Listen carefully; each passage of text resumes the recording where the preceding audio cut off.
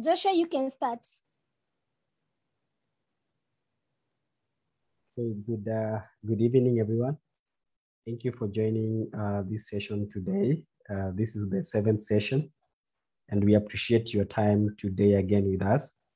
So today we are going to have a session on, we're going to have a session today that will be conducted by our very beloved sister, that is Shila Salim, who is the chairperson for Youth for Sustainable Development, Kilifi chapter. So she's also a youth advisor at YP2LE, USAID, that is the Youth Power to Learning and Evaluation. So I want to welcome you all to this forum and to this session, as we will be discussing about sexual abuse and teenage pregnancy. At this juncture, allow me to invite Shila Salim to continue the presentations. Feel most welcome, and I hope that we're going to have an enjoyable session. Thank you, everyone. Thank you, Joshua. Good evening, everyone. I'm going to put up my video so that I can introduce myself. Then I'll turn it off just to save on the bandwidth. Like I've been introduced, my name is Shila Salim. I'm the chairperson for Youth for Sustainable Development, a community-based organization here in Kilifi. So our topics for discussion today will be around sexual abuse and teenage pregnancy. So just a minute so that I can, allow me to switch off my video so that we can continue. So I think we'll just start with a quick fire of just to see what our thought is. So we're going to start with the first session being the teenage pregnancy, then the second session will cover sexual abuse. So for teenage pregnancy, I just want you to just write one word that comes into your mind in the chat box when you hear about teenage pregnancy. What comes to your mind? That's the first instance when you hear teenage pregnancy. So you can either type it in the chat box, or you can just unmute and just tell us your one word.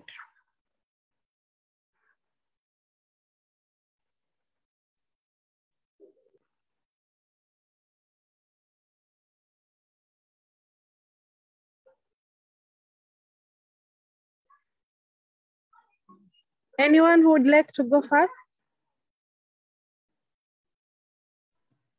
Maybe I could try.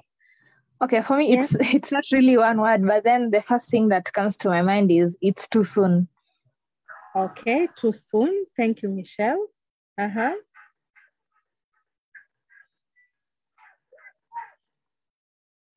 think I can call out a few people. Amina Wakiasha, what comes into your mind when you hear about teenage pregnancy?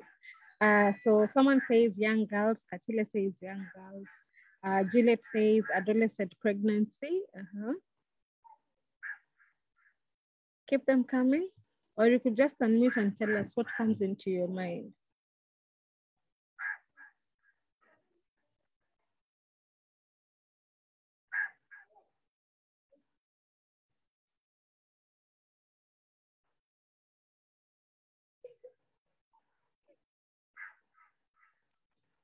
Somebody saying young girls. From the chat box, Sheila, there is Katili saying young girls.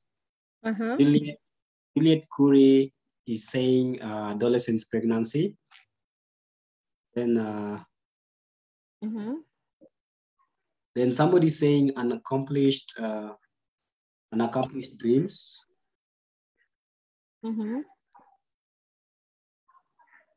Then somebody saying underage pregnancy. That is from let me look at it.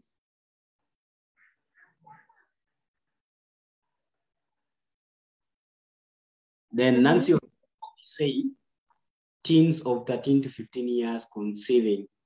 And lastly, Pauline Omutere is saying that what comes to her mind is adolescent girls. Josh Kiani says HYWs comes to his mind when he hears about teen pregnancy. Newton Wasike saying unplanned pregnancy among teens.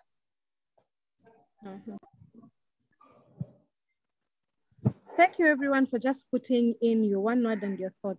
And if you can see clearly that you can also be able to define what teenage pregnancy is just from the words that you got written in the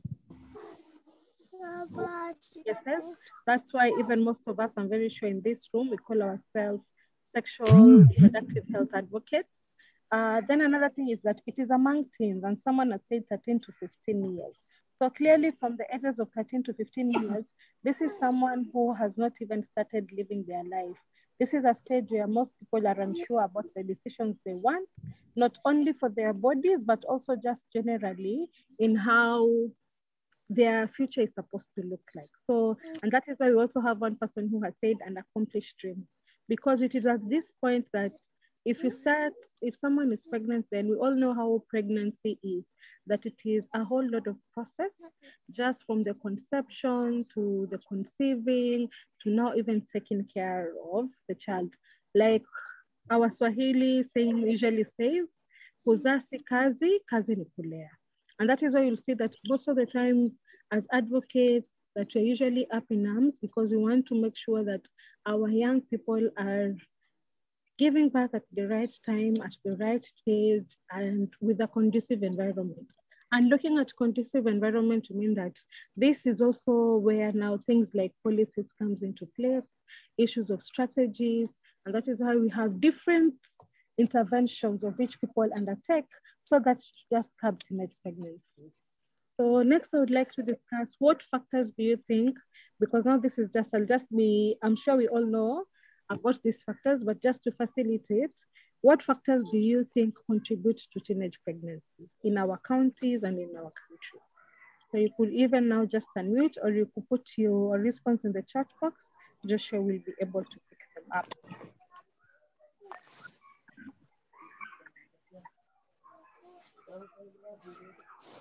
So what are the contributing factors to teenage pregnancies? Yeah, Bill, I can see your response. You say that poverty is one of them.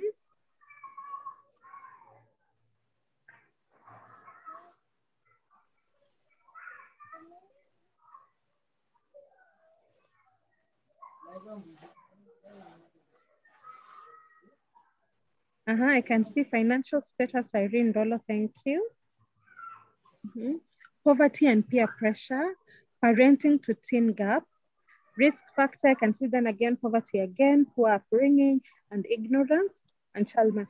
So just to pick on one as you keep on your responses come in, Bilha, can you please just elaborate more on what you mean by parents to teen gap?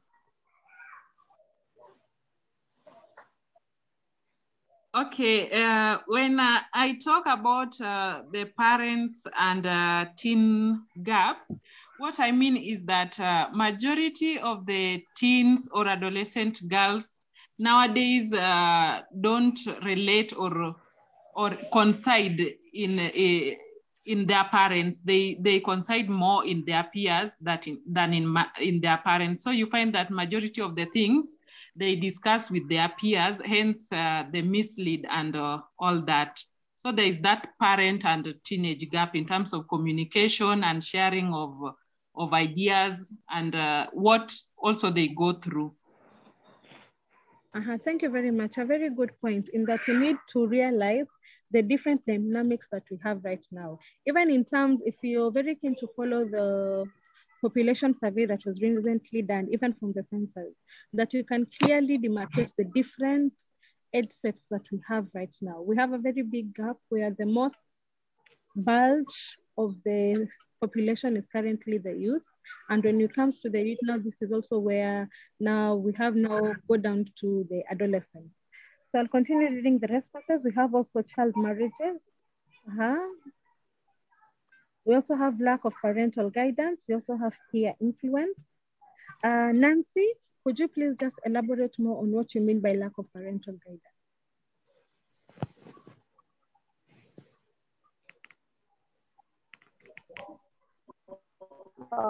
Good evening, everyone.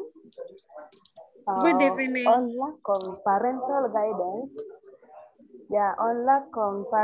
guidance, you find that nowadays our parents can't sit down with their children to tell them on what they should do.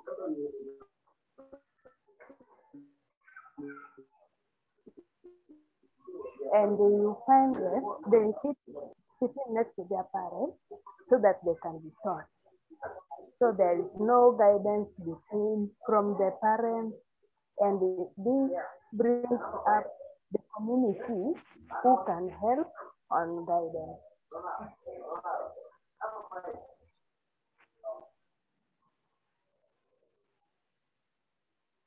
Thank you very much. So in terms of parental guidance, like we are saying right now that most people, and especially now, like we've realized in the last couple of 2 weeks, there's been a lot of debate going on about CBC, where we thought that the CBC will solve the issue of our parents being too busy so that they're able to spend time with their parents.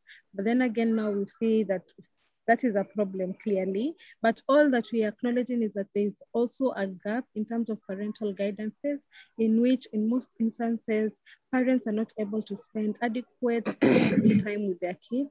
Because as you know, the first foundation where we say in sociology that you get your first also source of information is usually from your immediate surrounding. And in this case, immediate surrounding is your family. And when we say your family, we say that the first, I'll call it the first level of authority is usually your parents. So are they people that you can talk to clearly? Are they people that we say provide a safe space for you to engage, to talk even in matters? Because when you're talking about teenage pregnancy, then here now we bring the aspect of sexual reproductive health. Yes, thank you. So I'll read more responses. So we say lack of role models within the community, especially those who have made it. That is good. We also have Newton saying suspension of learning due to COVID-19. Newton or Seke, can you please elaborate more on what you mean by suspension of school learning due to COVID-19 and how it contributes to teenage pregnancy?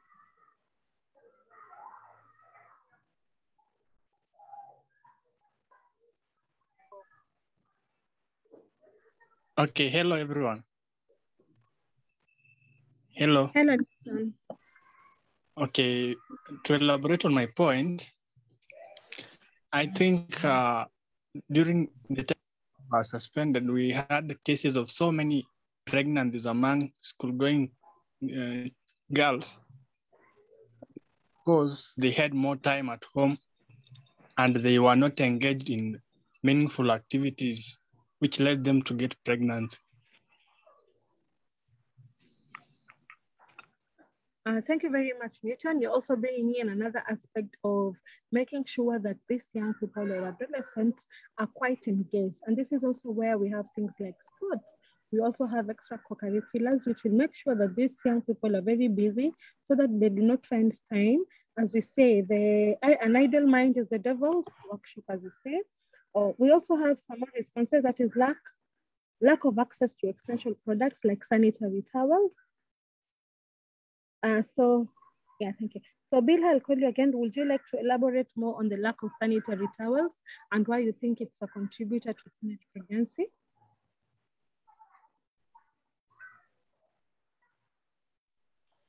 Okay, when I'm talking about the sanitary towels, this one is actually something that is very essential to every girl, especially those who are in their teen stage and have already started like experiencing their menstruation. And as we know, menstruation is something that is a reality to every woman out there. And you find that when they can't afford something like a sanitary towel, what they do is they resort to maybe getting it somewhere else, and that most of the time it is always from the other gender.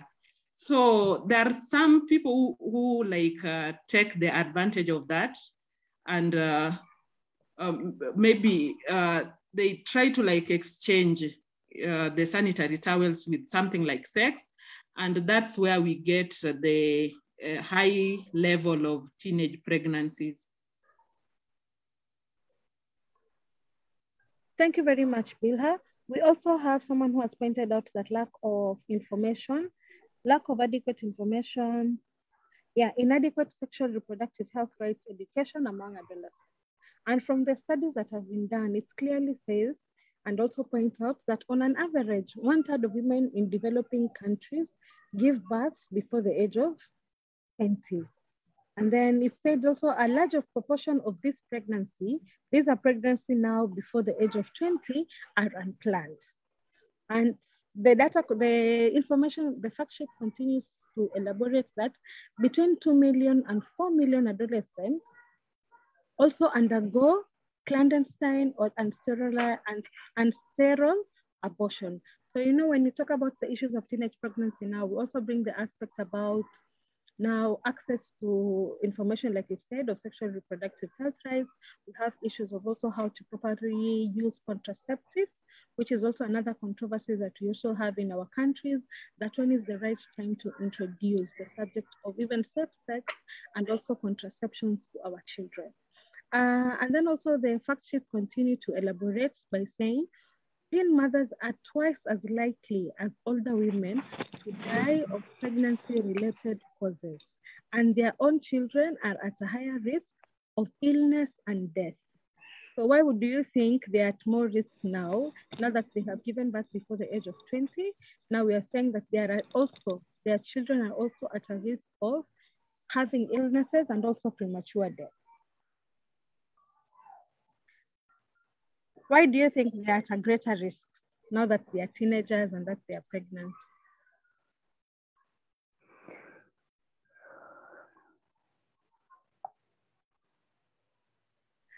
So I can also see Juliet Kurui has said, also, just a minute I go up.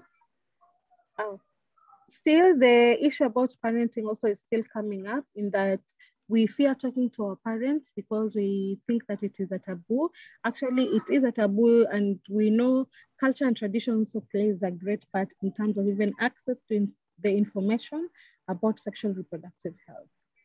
And then, yes, Wilha, I was saying, why do you think that for the women who give birth before the age of 20 are at risk, and that they are also the children that they give birth to also are at a higher risk? Joshua, I don't know if you could also help me just to see who has raised up their hand so that you can call them out to give their opinion.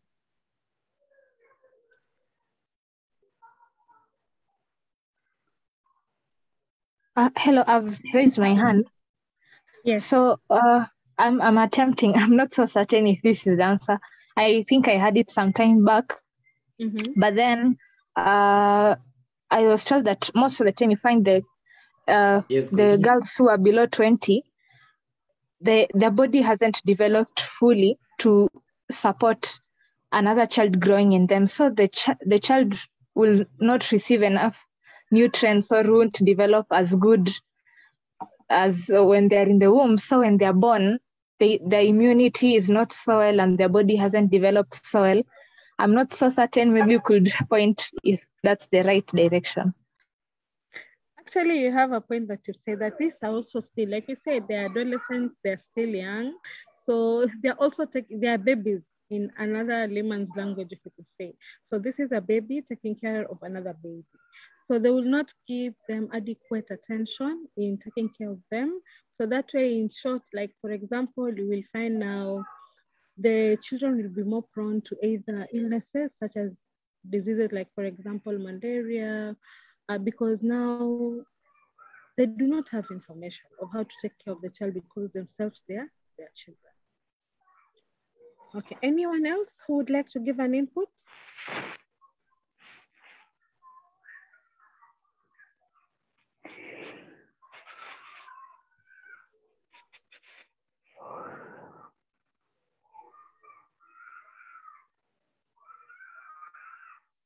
Okay, I think we can keep on from there. So some of the risks that also we could relate in terms of teenage pregnancies for young mothers is that there is also an increased risk of complications such as vaginal tear. And I think this has also been mentioned, is that now their bodies are not able to handle, I would say, the birthing experience very well. We also have obstructed labor, We also have high risk of fistula, excessive bleeding, infections during childbirth. And then also the young mothers are also at a higher risk of preterm birth or having low birth weight for babies. Like we say that they're also still developing. The children, as you know, in pregnancy require adequate nutrients for them also to grow and thrive. And then for also purposes of psychological and social reasons, the women between the ages of 15 and to 19 are twice as likely to die in childbirth as those in their 20s. Girls younger than 15 are also 5 times likely to die as those in their 20s. We also another fact is that infants born to young mothers are more likely to die and suffer from diseases than those born to older women. I don't know what you guys think about this statement. Infants born to young mothers are more likely to die and suffer from diseases than those born to older women. Does this statement have some truth in it? What do you think?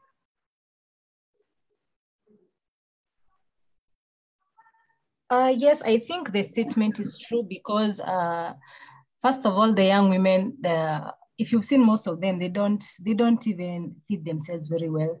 They're not ready to adjust to motherhood. So on like dieting of a young child, most of them will just be kubahatisha tu. So like that puts the child at a really bad risk in growth and also in growth and development. Mm-hmm. So ni wao bado, as we usually say it kwa lugha mtaani, bado wanataka kuslay, and here we are that we are telling them that they are supposed to be able to take care of a child. Okay, thank you very much.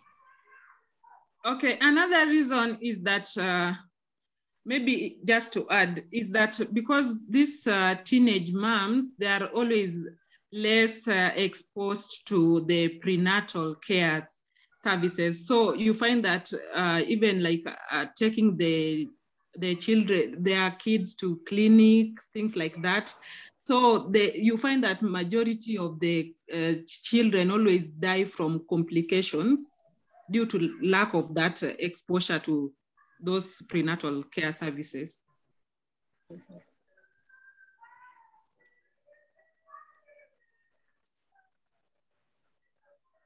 So thank you very much for your contribution, very valid contribution. So I think somebody saying, yes. Somebody saying from the chat box, that is Brenda Patrick. It's almost true. Young women are not well conversant with healthcare of children. And Berry Lachien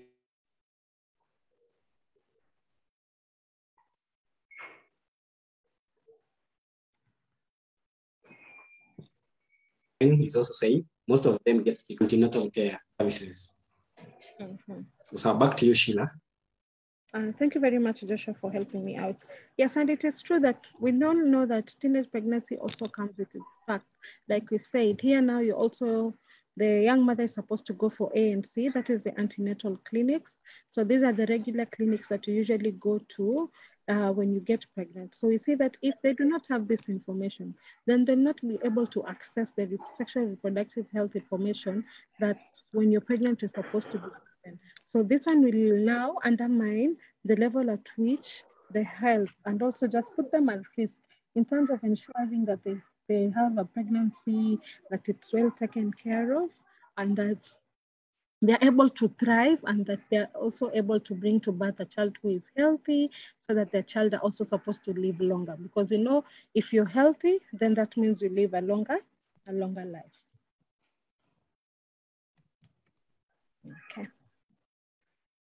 So, and you know now, when you talk about teenage pregnancy also, we also have the aspect of policies. I don't know how many of us are also familiar with the kind of policies that we have in the country that we usually speak of when you're talking about matters of teenage pregnancies. So if you know any policy, kindly put it in the chat box. Then Joshua will be able to read out, just to gauge our level of understanding of what policies are there that usually comes to our mind when we're talking about teenage pregnancy.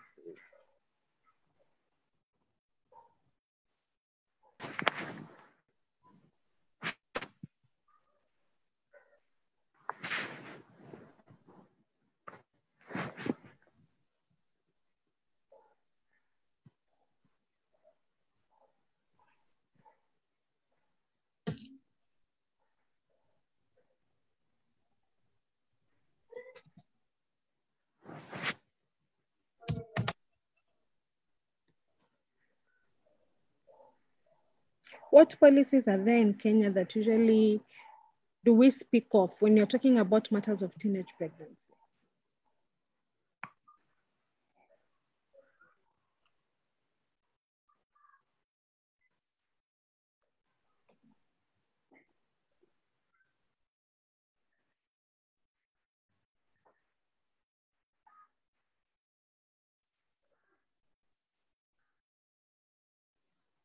Newton, I can see your question. You're saying, I'm not sure if I got the question right.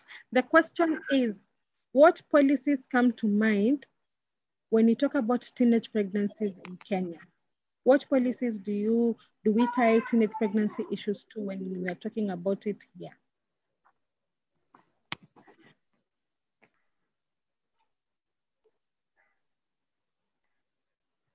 Shila is saying sex education.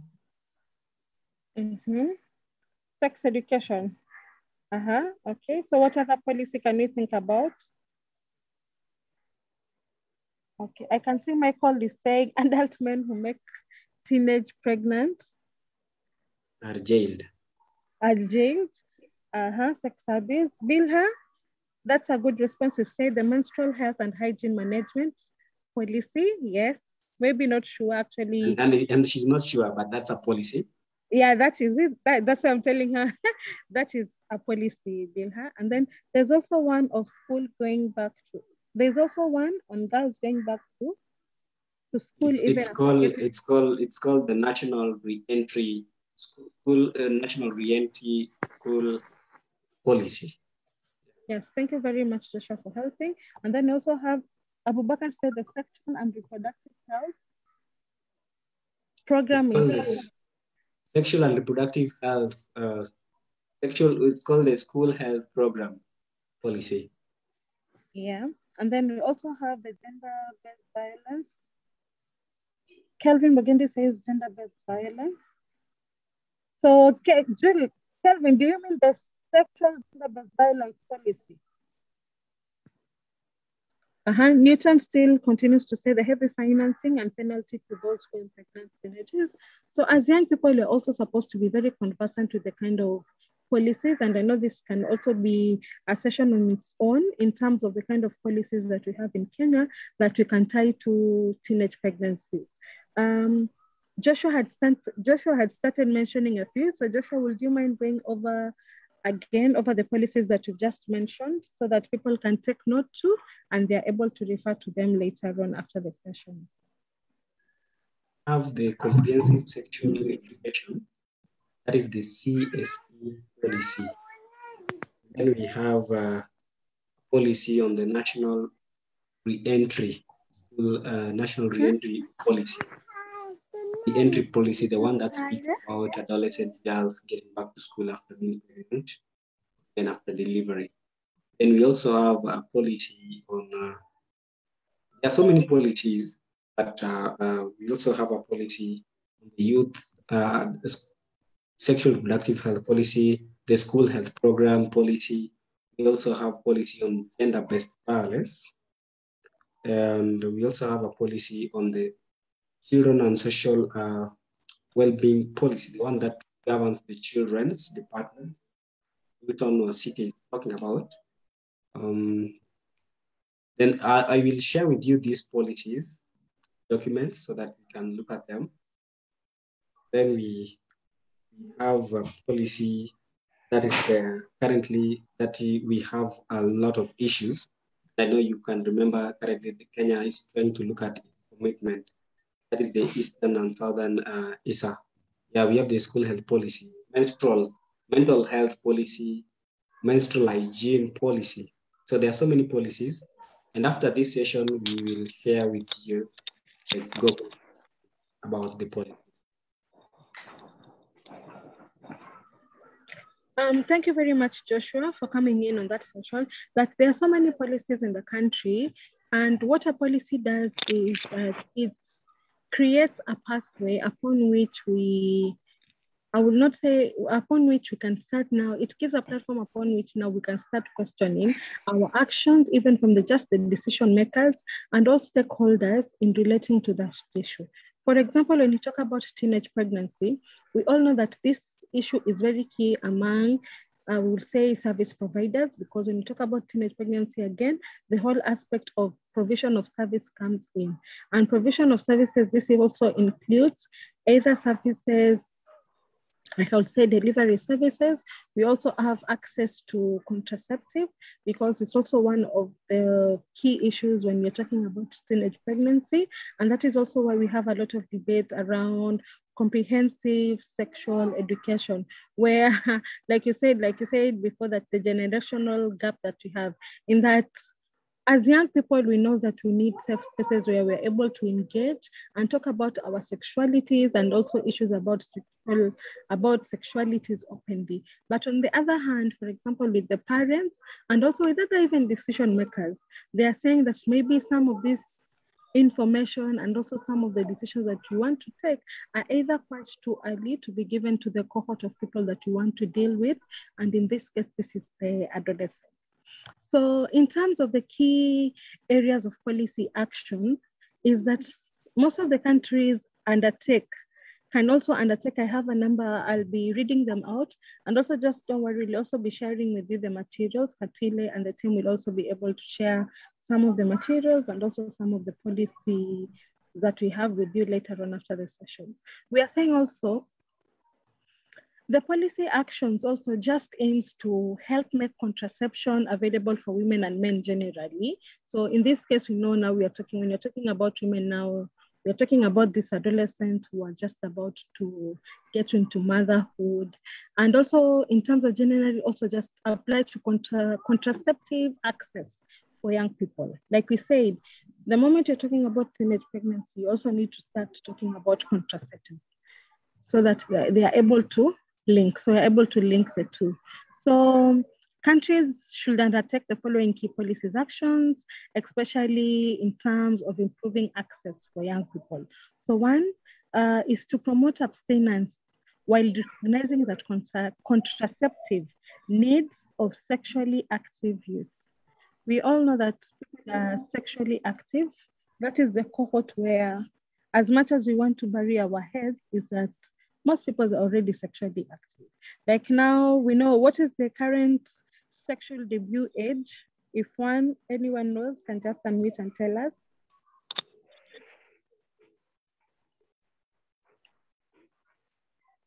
By sexual debut means the first time or the first instance that one had sex. We all know that it is what also another contentious debate. Some of them start as early as even 10 years, which is something that we usually don't like talking about in most cases. Also, these policies, they, sorry. Also, another key policy action that our policy makers need to take into account is promote laws and policies that reduce pregnancy-related deaths and illnesses. So this includes also laws that promote young women access to reproductive health care and information, and that it also protects the women's health, such as prohibiting early marriages. And even currently right now, another issue that we also are talking about in the country, and which is also one of the commitments that our president currently made, is around the issue of female genital mutilation. And we're also saying another key area of policy is also to ensure that youth have access to a wide range of contraceptives. So we are talking about access and affordability. We need to make sure that these young people are able to access this sexual reproductive health information at the right time, and that it is affordable to them. So this one now constitutes that contraceptive methods that it basically amplifies the need that nearly all contraceptive methods are appropriate for adolescents. Laws, policies, and clinical guidelines should reflect international consensus on safety and appropriateness of contraceptive methods. As much as we are talking about access to sexual reproductive health for everyone, we also just need to assess, are we giving the right information? Are we giving these people the right form? What commodities are we giving these people? And where are they also accessing these commodities. Another policy action area also talking about is in terms of to eliminate restriction based on social status. For example, denying contraceptive to unmarried adolescents or based to unfulfilled medical criteria. And I think in this case now it's where the contentious debate of comprehensive sexual education also comes in. Another issue is also to ensure that young people have access to comprehensive, youth-focused information about contraceptive options through schools and other channels. And also one of the challenges that we usually commonly talk about is in terms of the youth-friendly services. How many of us have visited a youth-friendly service? A youth-friendly service center, or YFS as you commonly known? And we'll just like to tell us your experience, probably just to hear what services did you go for and were you taken care of? So I can take a hand of 2 or 3. Just tell us, have you ever been into a YFS, a youth-friendly center? What did you see in that center? And also maybe what attracted you into that center? Because this is also another part of that debate where we are saying that the access to also contraceptive is also embedded in service delivery. And when you're talking about service delivery, especially for young people, we are talking about access. And when you're talking about access, this is when we bring the component of youth-friendly centers, which are the safe spaces that we usually say and talk about, especially when you're talking about our work in advocacy. So has anyone visited a youth-friendly center?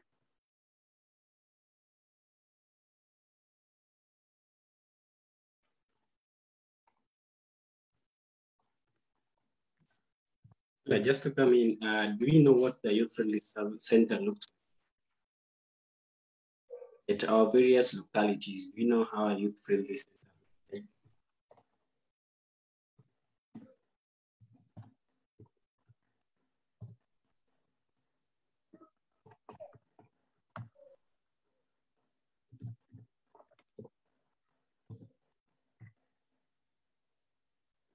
Mm-hmm. I'm a bit surprised. Yeah, because yeah, I'm also seem, surprised. Yes. I don't know if maybe, Joshua, we could take this as a group work, just a group work, just to assess. I'll put the 2 questions in, just to, I don't know, we could have a breakout room session.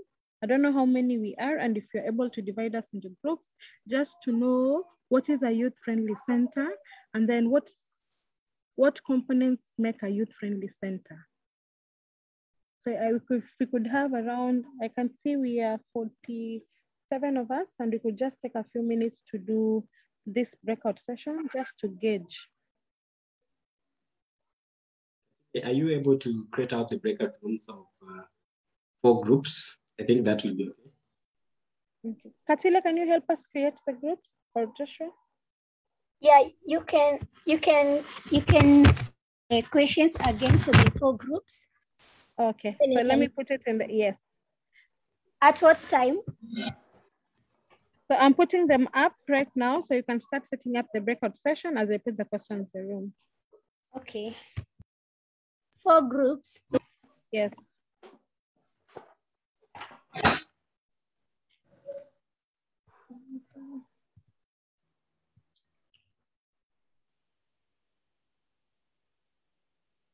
Done.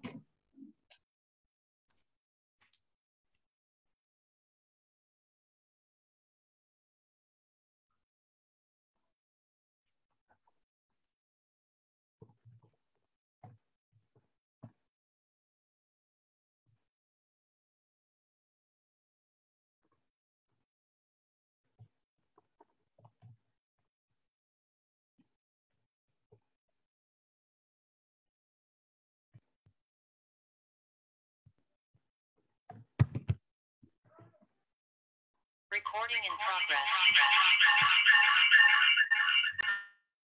So I've just put down the 2 questions. That is, we'll be all answering what is a youth-friendly centers. Then we'll also go to the next one, what are the components of a youth-friendly centers? And then we'll also answer the question, do we think the youth-friendly centers are relevant, or do we prefer them just to be integrated services in the main hospital?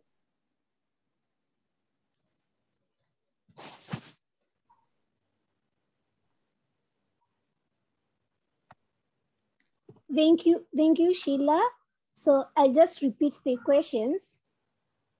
When you go in the breakout room, you'll discuss what is a youth-friendly center, what are the components of youth-friendly center, and do you think youth-friendly centers are good or bad? I think I add that. So when also those in Facebook, you can do the same. You can just chat in the chat box. So we're having 4 groups. And Katile, when in question three, you will tell us why do you think they are relevant? If you say like, do you think the youth-friendly centers are relevant or not? You have a yes, you give a reason. If you have a no, also you give a reason. Yeah, true. So we'll be having 10 minutes for each group. I think that's enough.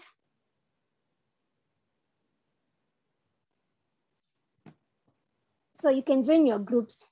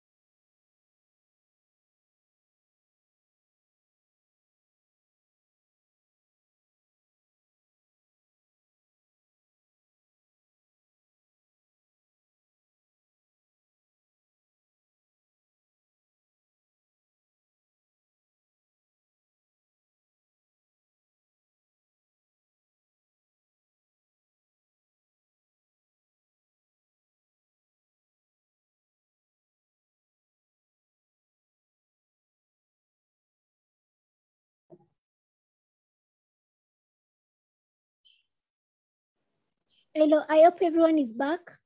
So we'll be having one member from each group, 1 minute to give your points. So we'll start with group 1. Some volunteer from group 1 to give the points you discussed.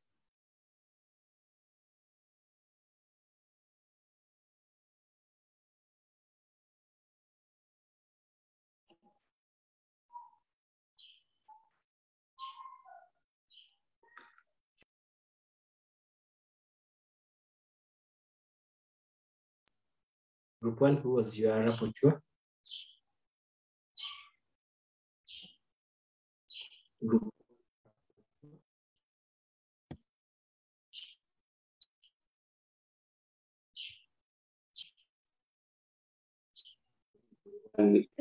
not yet prepared. Please raise your hand if you are in group 1 or anyone in group 1 wants to give the insights that they have discussed.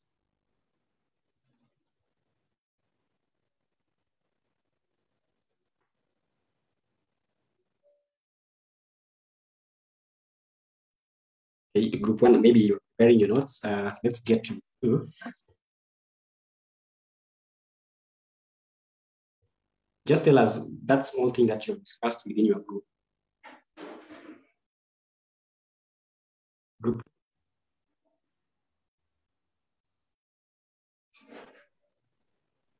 I was in group 1 and they didn't discuss.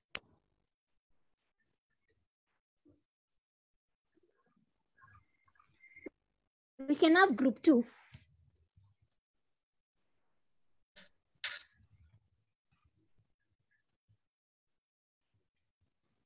Let's go to group 2. A volunteer from group 2. Okay. Katile. Yeah.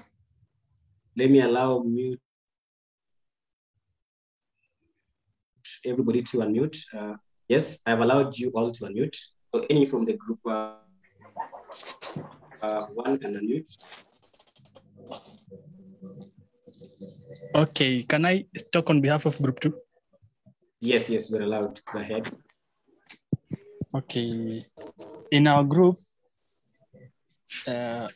we discussed and we came to a conclusion that a youth-friendly center is a place designed to address the barriers faced by youth in accessing high-quality sexual and reproductive health. That was question 1. And then the second question was about components of a youth-friendly center.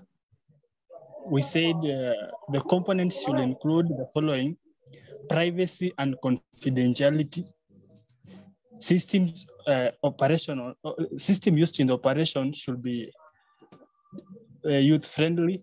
Then it should also include counseling services.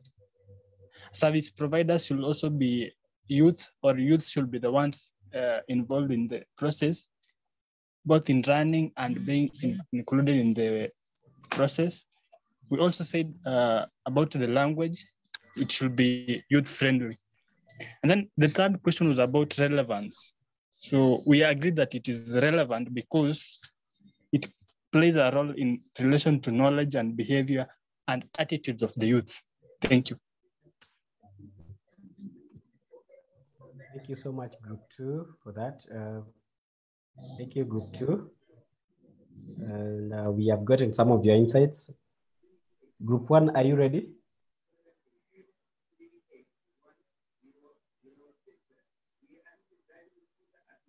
Or anyone from Group 3?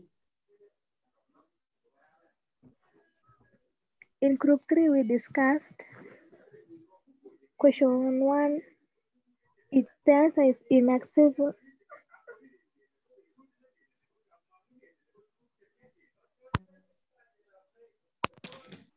Youth-friendly center addresses the barriers faced by youth. They are designed to provide quality accessing eye, sexual, and reproductive health for youth. Question 2. Training components of youth-friendly centers. They provide training for healthcare providers on youth-friendly services. Answer 2, delivering adolescent reproductive health services. Point 3, educates the youth more on sexually and urinary tract infections. Then question 3, friendly centers are good because when they provide services to the community, they can know the good and health, the good health for youths and the teenagers and the outcomes.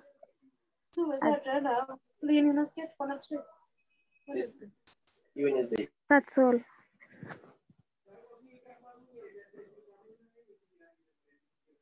Nimemaliza.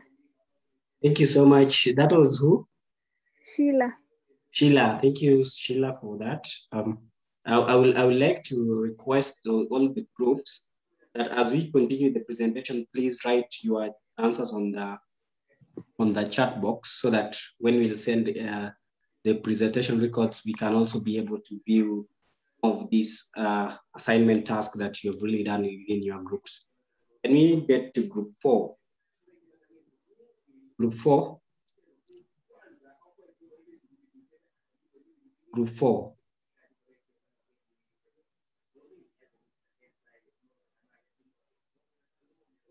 Group 4, anyone from group 4? Ryan, where are you?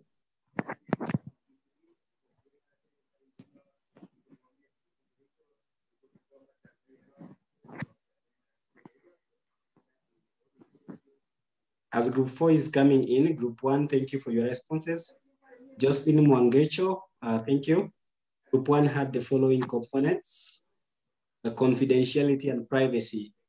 Then they also felt that they need to have a trained social worker to be friendly services. I think they were sort of saying trained social worker to offer friendly services, be given equality youths.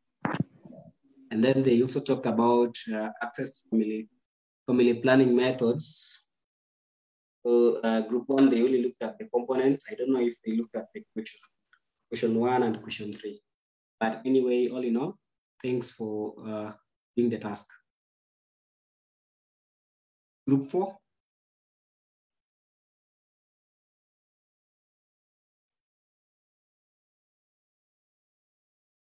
And feel free to ask anything within the chat box. Feel free to ask anything that you are not quite getting well within the chat box. Yes, Katile. Allow me to read the responses for those in Facebook. Okay, go ahead. Irene Okele saying friendly centers are facilities where the youth can get medical services, ranging from STI to antenatal care. I personally think they are the best way to make sure the youth are not afraid to access these services.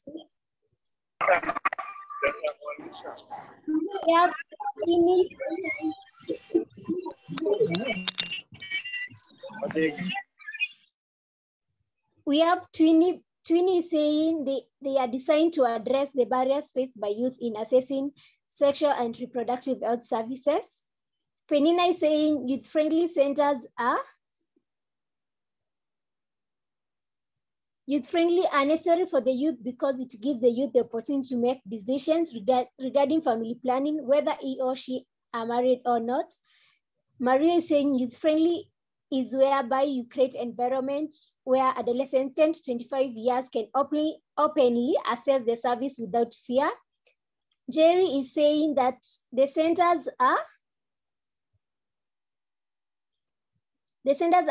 necessary, especially in the generation as majority of the youth lack general and scientific knowledge on masters on family and sexual health at large.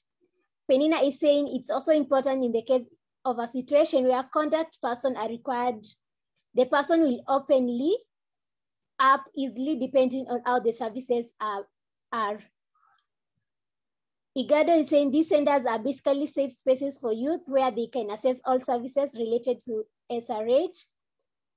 On matters on family planning, one-on-one is very important because of the myth in the society, and for the one-on-one to happen on a youth-friendly center is a must. Felix is saying those centers are good.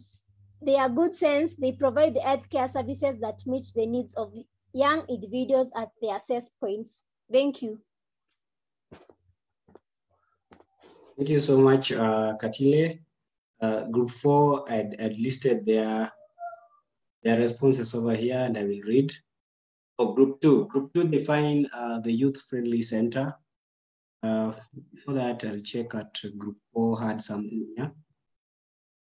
Yes, Group 4, Eunice had written youth-friendly services components include the aspect of education and awareness on SRH. SRH stands for sexual reproductive health, physical through information and education materials. Then we have Josephine saying youth-friendly services are services that access barriers. I want to believe we were looking at the youth-friendly center. So I'll be reading the services and the center, but I know Sheila, you give us a distinctive elaboration about the two distinct wordings, that is services and centers. So then Bill Hajoy says, youth-friendly services centers has somewhat reduced the level of depression cases among youths. Youth-friendly centers should be welcoming and non-judgmental. She's also saying YFS are very important to youth, but the government need to come up with more resources for us to provide quality services. Bala Bako, please, my network was lagging. Okay, that is well understood.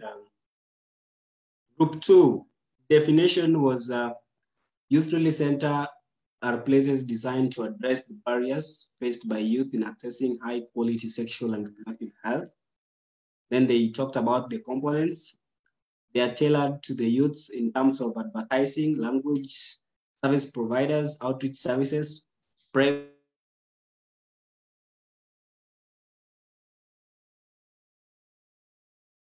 and confidentiality. Then in question 3, they say they are relevant because they promote knowledge, youths in corrective of ill behavior and learning. Then Maricela Nzilani says youth-friendly center are sexual and reproductive health service that are accessible and are appropriate for adolescents and youth. Then Bill Hajoy says the government should try to and implement such programs at the district level too. Ile, thank you for those ones from the Facebook. So allow me get back to Sheila so that we can proceed and he can give us now more insights about the youth-friendly centers. Yes, back to you, Sheila.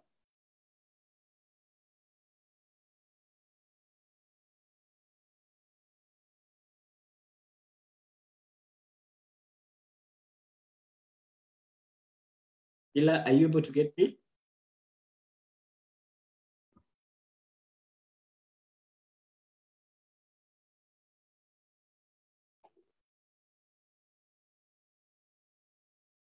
Sheila?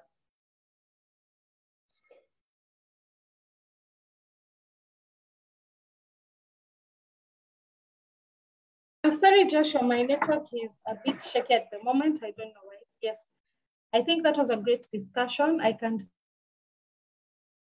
see that people clearly have put out what are youth-friendly centers means to them. So we'll go to the next section, which is sexual abuse.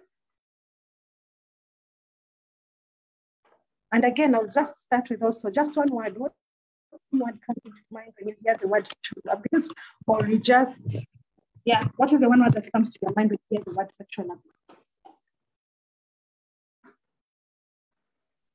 Before you go on, I will. Yes, Joshua? I am saying that I would rather want to really get your opinions in terms of the 3 questions, because the 3 groups, the 4 and rather the 5, including those who are joining us on Facebook Live, they have various definition of youth-friendly center. And then there are some aspects of some people talking about services, some people talking about center, people talking about a place, some people talking about various issues. So I feel you need to give us some of the few insights about what is a youth-friendly center, then even about the components of that.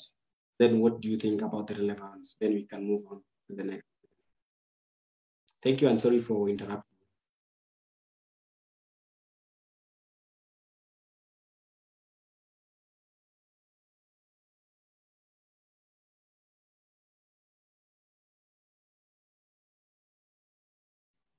Yeah, Sheila, go ahead. Okay, thank you, Joshua.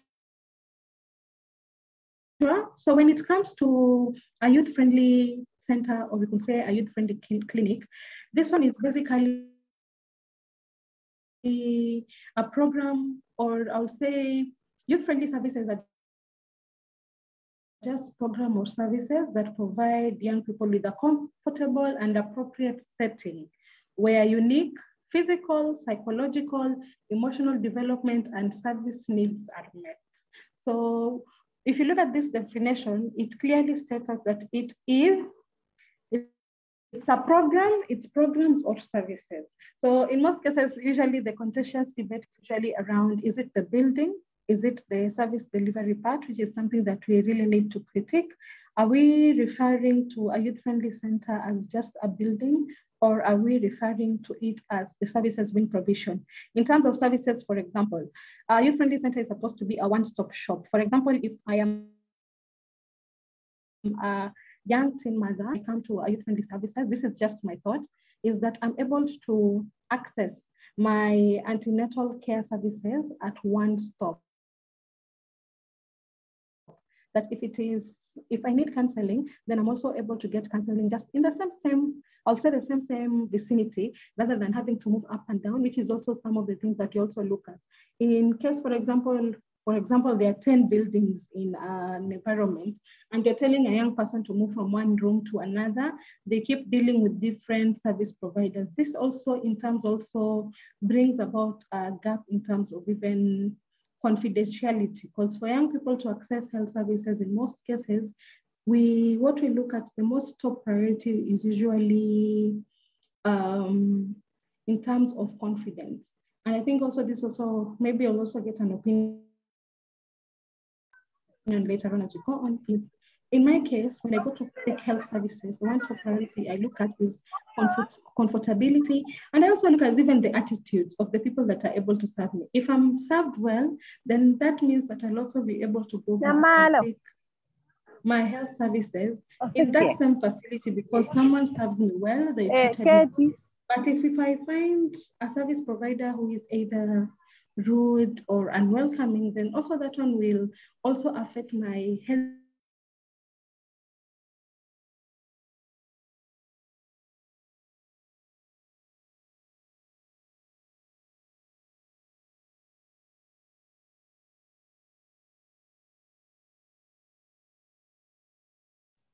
Sheila, we lost you, or what's the problem? No, sorry, I was muted. I don't know what happened, but we were all muted. So as I was saying is that when you're talking about a youth-friendly centers, all we are saying is that we need a one-stop shop in a layman's language, where young people can be able to get their services at an easily accessible place, and also affordability and also confidentiality, which is one of the key aspects of seeking health information or health services.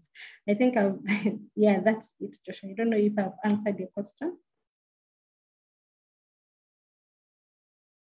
Yeah, I think you are answering.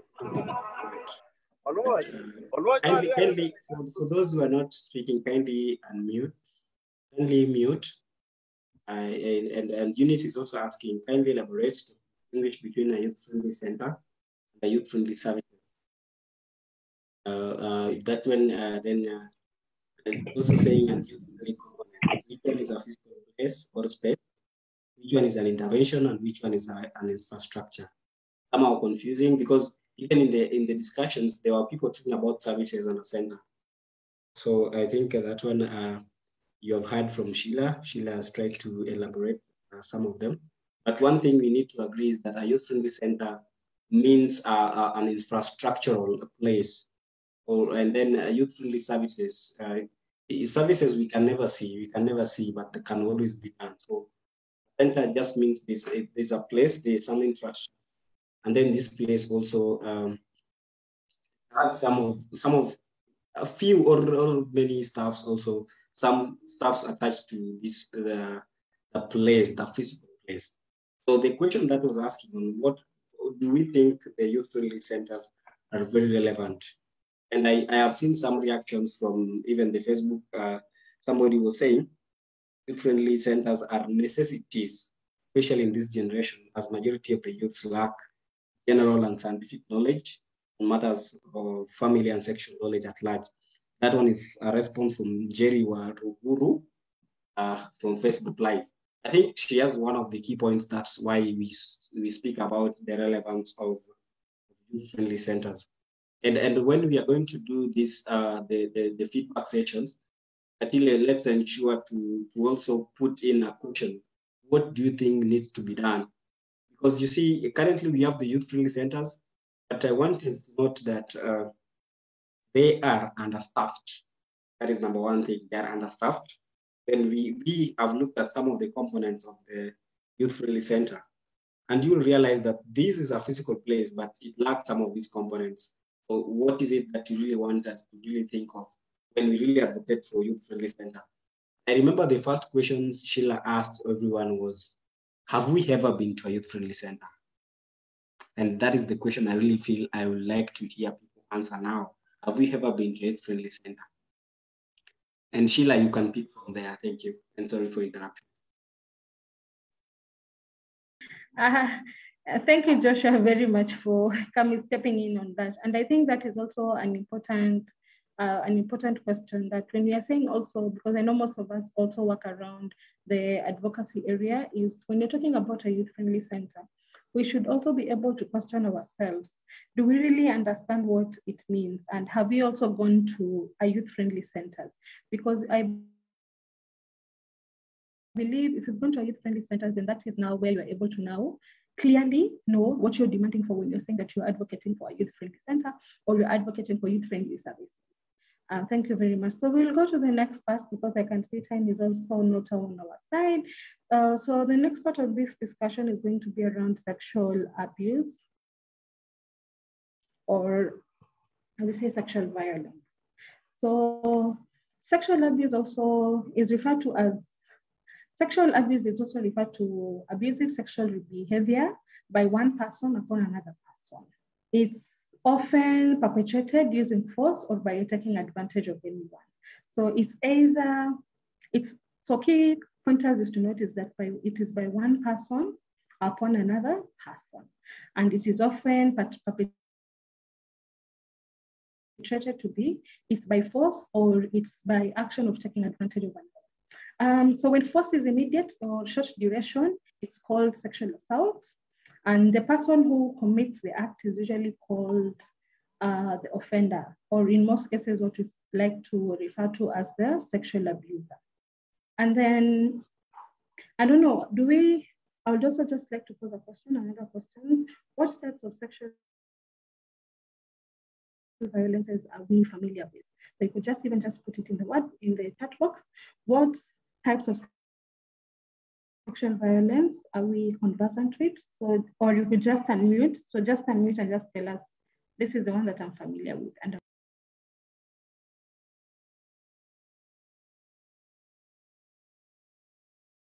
Pardon the question.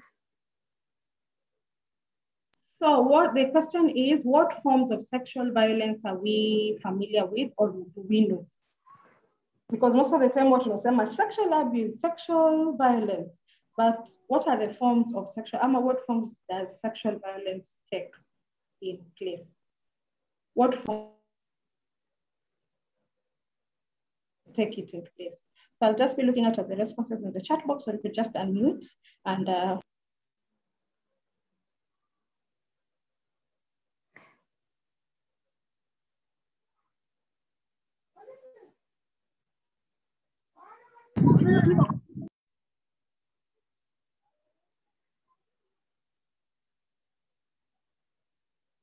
We have the incest. Hello. Yes, I can hear you. So I can see in the chat box there is rape, there is sodomy. Joshua, you can help me read out the responses.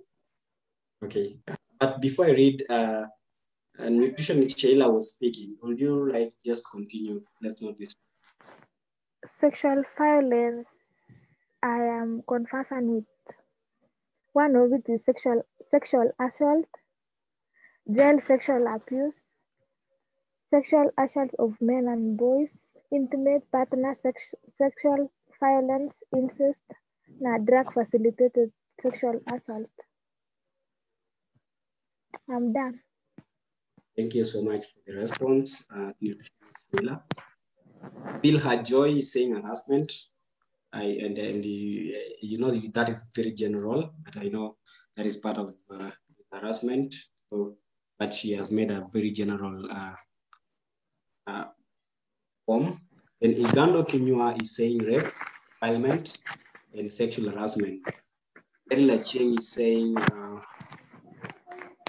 Erila Cheng is talking about rape, violence, Pauline Umuchere, indecent assault, Rahab Nunu, intimate partner violence, Josh Kiani is talking about spouse rape, and talking about harassment.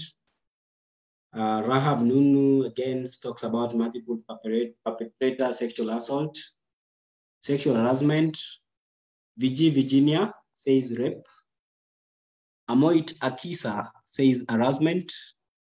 Josh Kiani, child sexual assault. Ivina Achieng says rape. She's also defining another rape by spouse, gang rape, and child defilement. Let me look at those in Facebook. What are they talking about?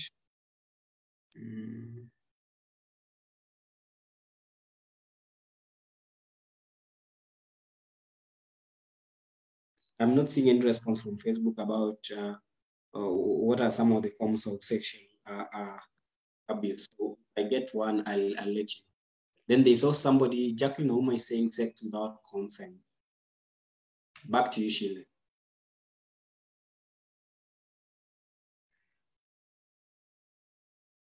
Thank you very much, Joshua. So yes, clearly that is so those are the forms in which sexual violence usually, I would say, most of the forms of sexual gender-based violence that we know. So there's sexual assault, there's also sexual assault between men and boys. There's also the aspect of intimate partner sexual violence. We also have incest, and we also have drug-facilitated sexual assault. So when you're talking about sexual abuse, in most cases, we also need to take into account I will call it some of the aspects that usually comes is also in terms of also we'll call it the pathway in which when a sexual abuse act occurs, where do we report to, how do we report, what are some of the measures that we usually need to take into account. So again, I'll also, like I said, that this is just a dialogue between us. So in case, for example, in case there's a case of sexual abuse, what are the steps to take when it occurs and where do you report? So again, I'll throw it back to the audience. How would you report a sexual case, or how do you handle a case of sexual abuse when you come across one? So I think I'll pick up on someone I just called randomly. So I'll call Jacqueline, if you could.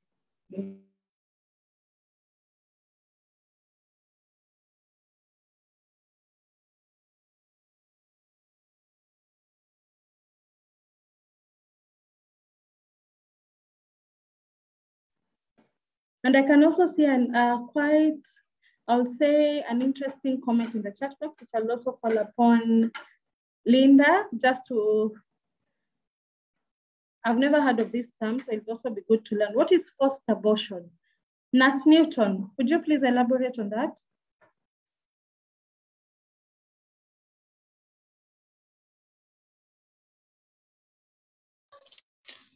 Okay, I was replying to Linda because she said that she was asking whether forced abortion is one of the types of sexual harassment, sexual abuse.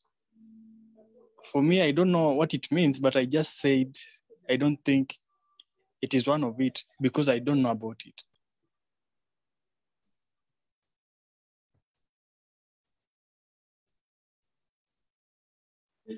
Thank you, Linda. When we talk about abortion, abortion really means moving of your fetus from your womb, and these experts will tell you. And I think, Sheila, you need to define for us what is called a sexual violence, so that we see if that definition can align within what is called now, or if that definition aligns with forced abortion, then we can call it a form of sexual violence. But for me, forced abortion means please pardon, Joshua. Sheila, I'm saying, will you enlighten the definition of sexual violence, so that if we know the definition of sexual violence, then we can't bring in some of these the human rights violation that doesn't form part of sexual violence. I hope you got me right. Can I say something? Yes, Eunice, go ahead.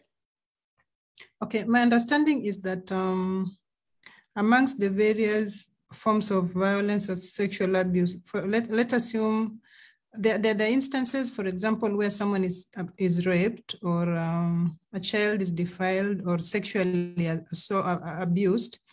I've seen instances where someone has forced sex. Then once they have forced sex with an individual, they become pregnant.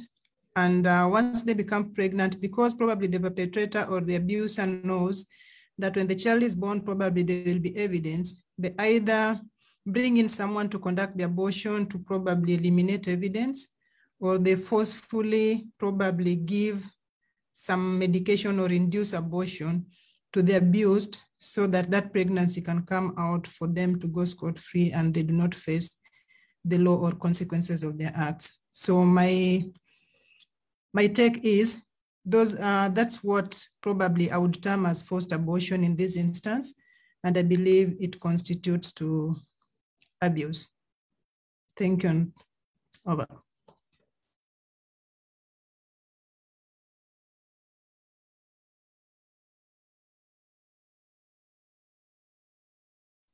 Thank you for that response, Eunice.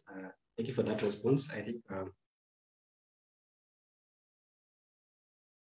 on forced abortion, I mean, and I will still require Sheila to just enlighten us on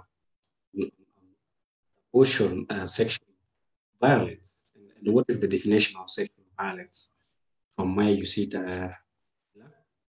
so that at least we can be aware of what about when it comes to sexual violence and various forms.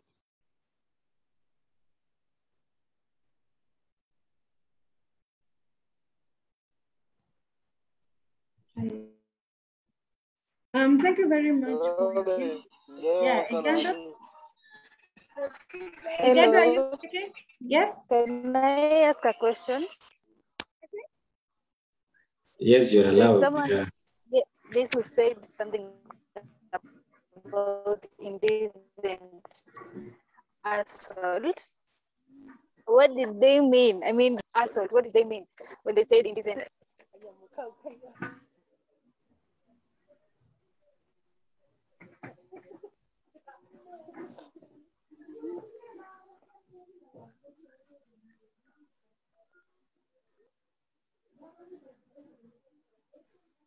I didn't get your question. What was your question again? You are kind of breaking on my end. I don't know why. So okay. I will quickly yes. When you were giving the answers, someone said something about indecent assault. Could they please explain to us what that meant?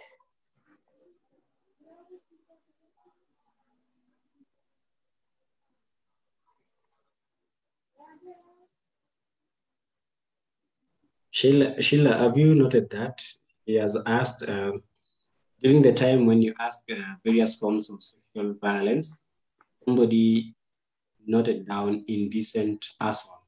What would that mean? Yes, I'm trying to find out what's the indecent act, but I can't see it from my chat.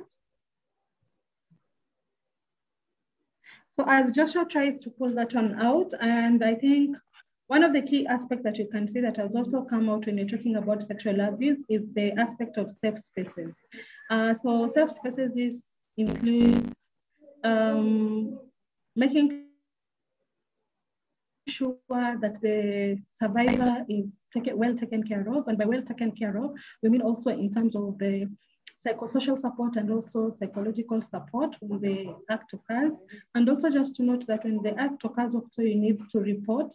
And we also need, I know in the subsequent session, we'll be able to get into depth in terms of understanding what sexual abuse is, and also just the referral pathway of how you're supposed to report a case and how to handle a person who has, or how to handle a reported cases.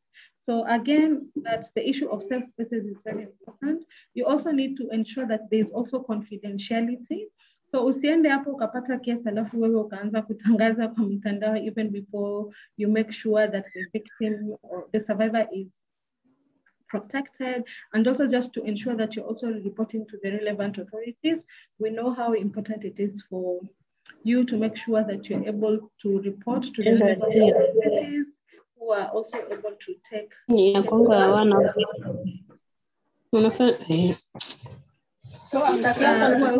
are also going to be able to take the case up, and just also make sure that you're making appropriate referrals to the relevant service delivery.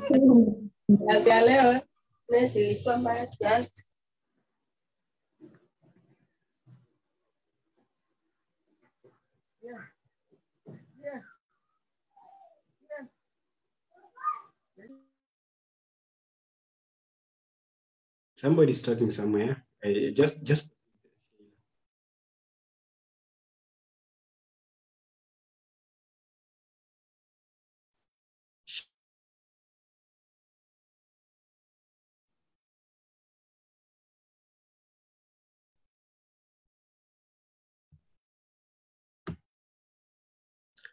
Just requesting, Sheila, can you hear me?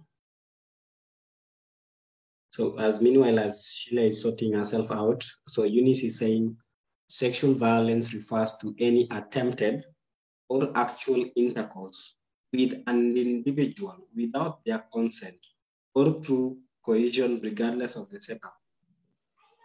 So I think that actually that is the definition of sexual violence.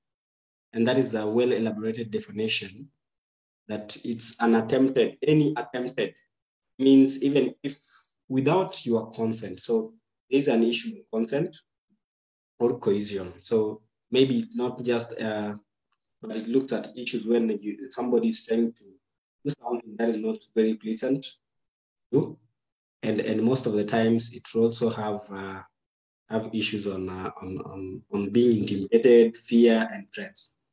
Korir, I'm muting you. Can you raise your hand, Korir, so that I can mute your mic? And Sheila, also I'm taking notes of somebody from Facebook. Naomi CT, I don't know your question. I'm trying to look for it, but I'm unable to see it. I'm trying to look for your question. I'm seeing you have tried to inbox, and I'm kindly requesting again, can you please kindly resend your response and your question? Then Anita Sarah is asking, will you classify sexual coercion as part of sexual violence? Will you clarify sexual coercion as part of sexual violence? Sheila, are you around so that you can take that question?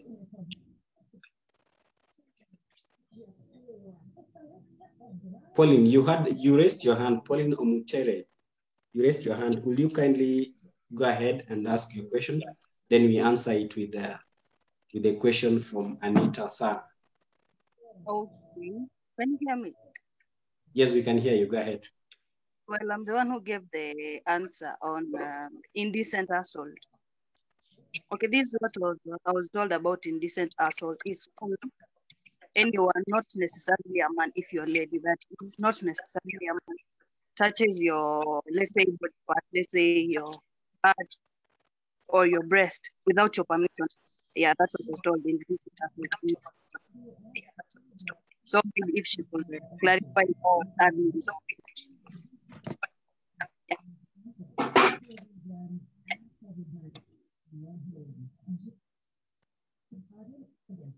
Thank you. Thank you for that. Thank you for that response, Pauline.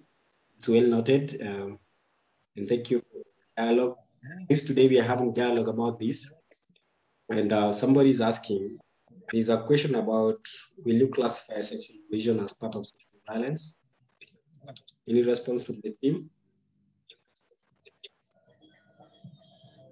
Response from the team, we give a received response.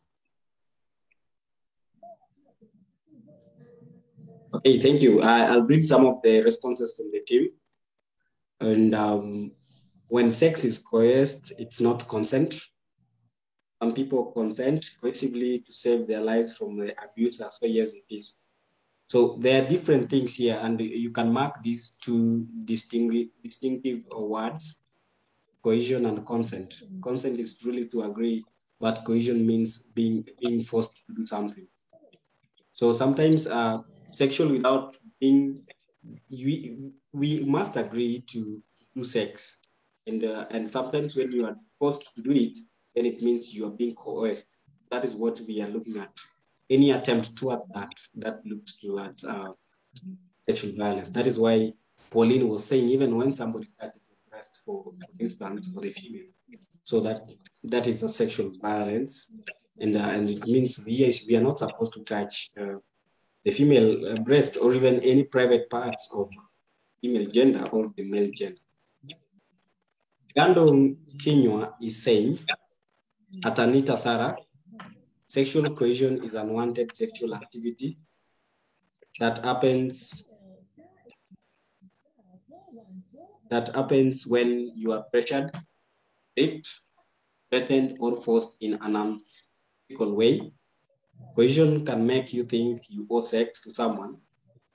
It might be from someone who has power over you, like a teacher, landlord, or a boss. That is very true. And this we see in our day-to-day lives within the country. And that will come out. We have seen people having these cases, and currently there are so many cases in the judicial system. And there are a lot of investigative actions that are being taken in the country itself. So somebody, Katile Mutuku is saying, oh, sorry, Katile. Sorry. Okay, so we have had you for that. So Katile will take us through the sexual abuse. We'll take the remaining questions. We are sorry for the technical inch from Sheila. And there was a question somewhere I think we have not responded to. What is forensic examination according to sexual assault? Katile, you can proceed from there. What is forensic examination according to sexual?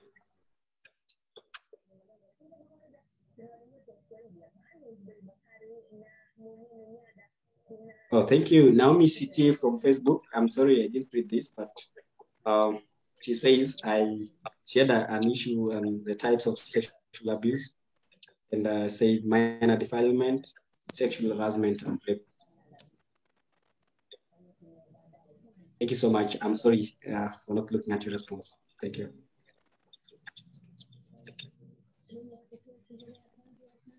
Hello, Joshua. Yes, I'm getting you, Katina. Okay, thank you. I'll take off from the question on forensic examination of a person who was maybe raped.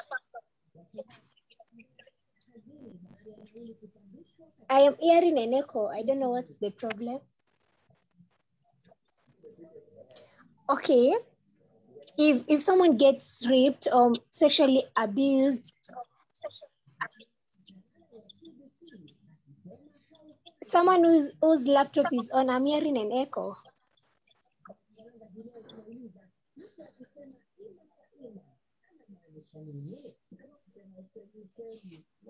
Okay, so forensic examination, if someone gets raped, you usually visit an healthcare provider, and then the healthcare provider takes a sample of, I'm having an echo. I don't know what's the problem. Joshua? Katile? Hello? Yes, go ahead.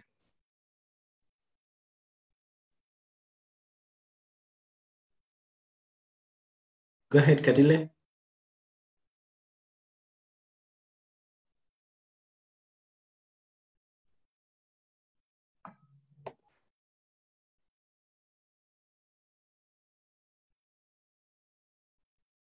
Katile, you can go ahead. Go ahead. I don't think there's any echo. Thank you. I was muted.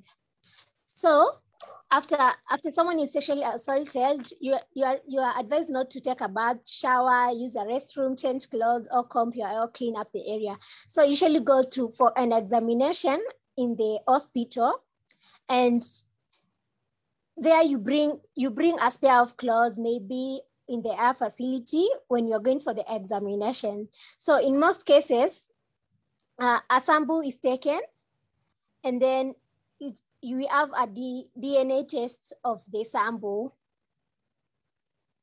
So I don't know how I can put it, but DNA is, okay, let me say a DNA sample, a DNA is conducted, and then you have your sample. You collect the results after 72 hours after it has been analyzed in the lab. So from there you can also test, maybe that's the DNA test is to identify who maybe assaulted you, if you have someone who you are accusing of doing this. And maybe you can also have other tests for HIV. Those are not forensic, but the forensic test is especially to find out who assaulted you, if you are accusing someone of assaulting your daughter or maybe you. So that's the forensic science test. I think your question is answered.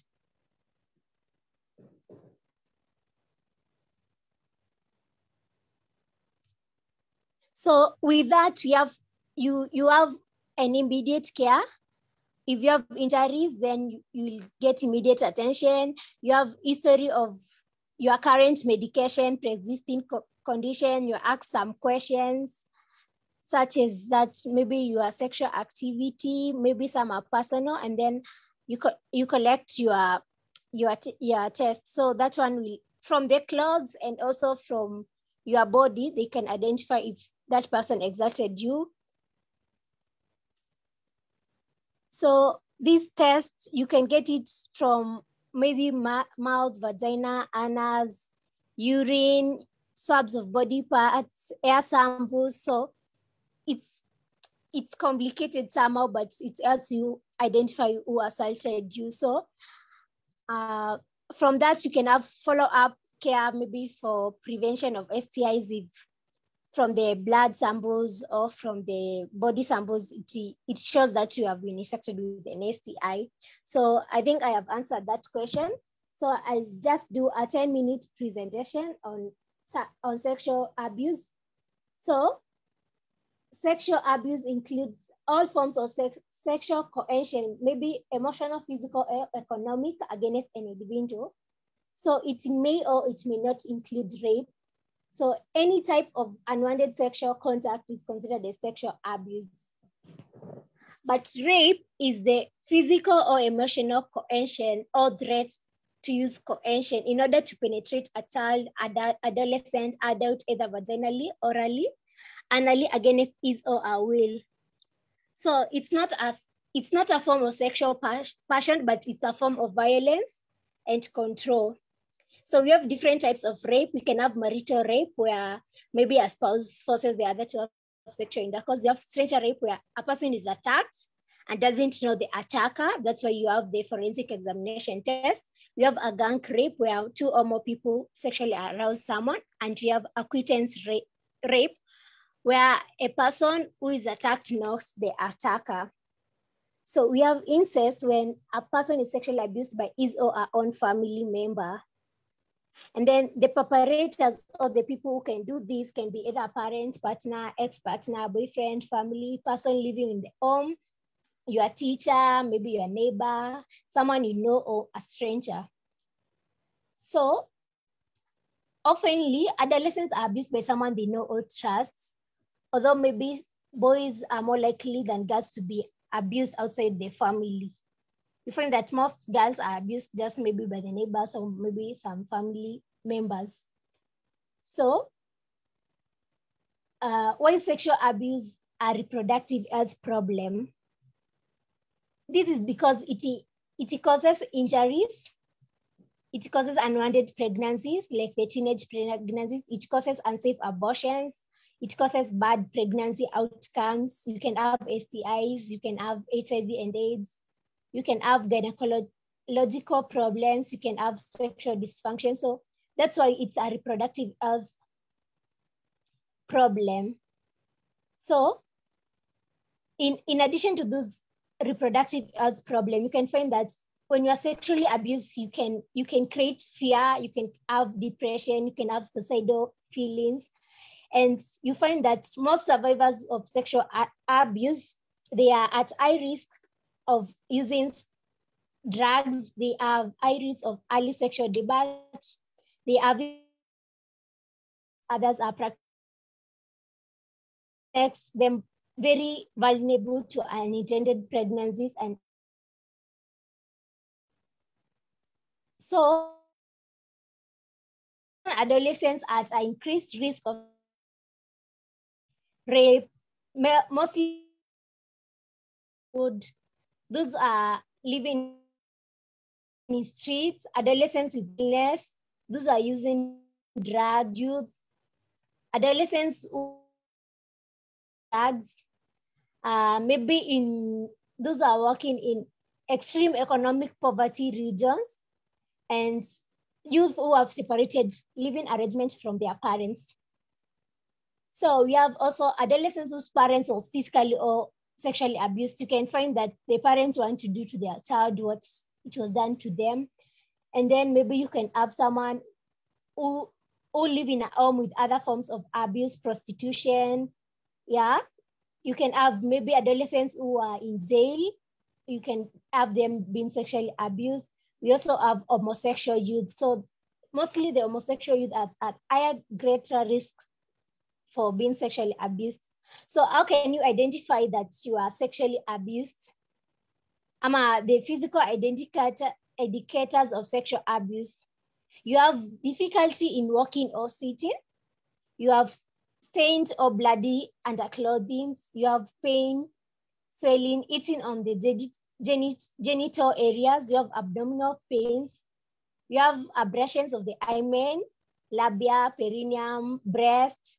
You can also have bleeding of the external genitalia, vaginal or anal relations. You can have STIs, oral infections like gonorrhea in the mouth.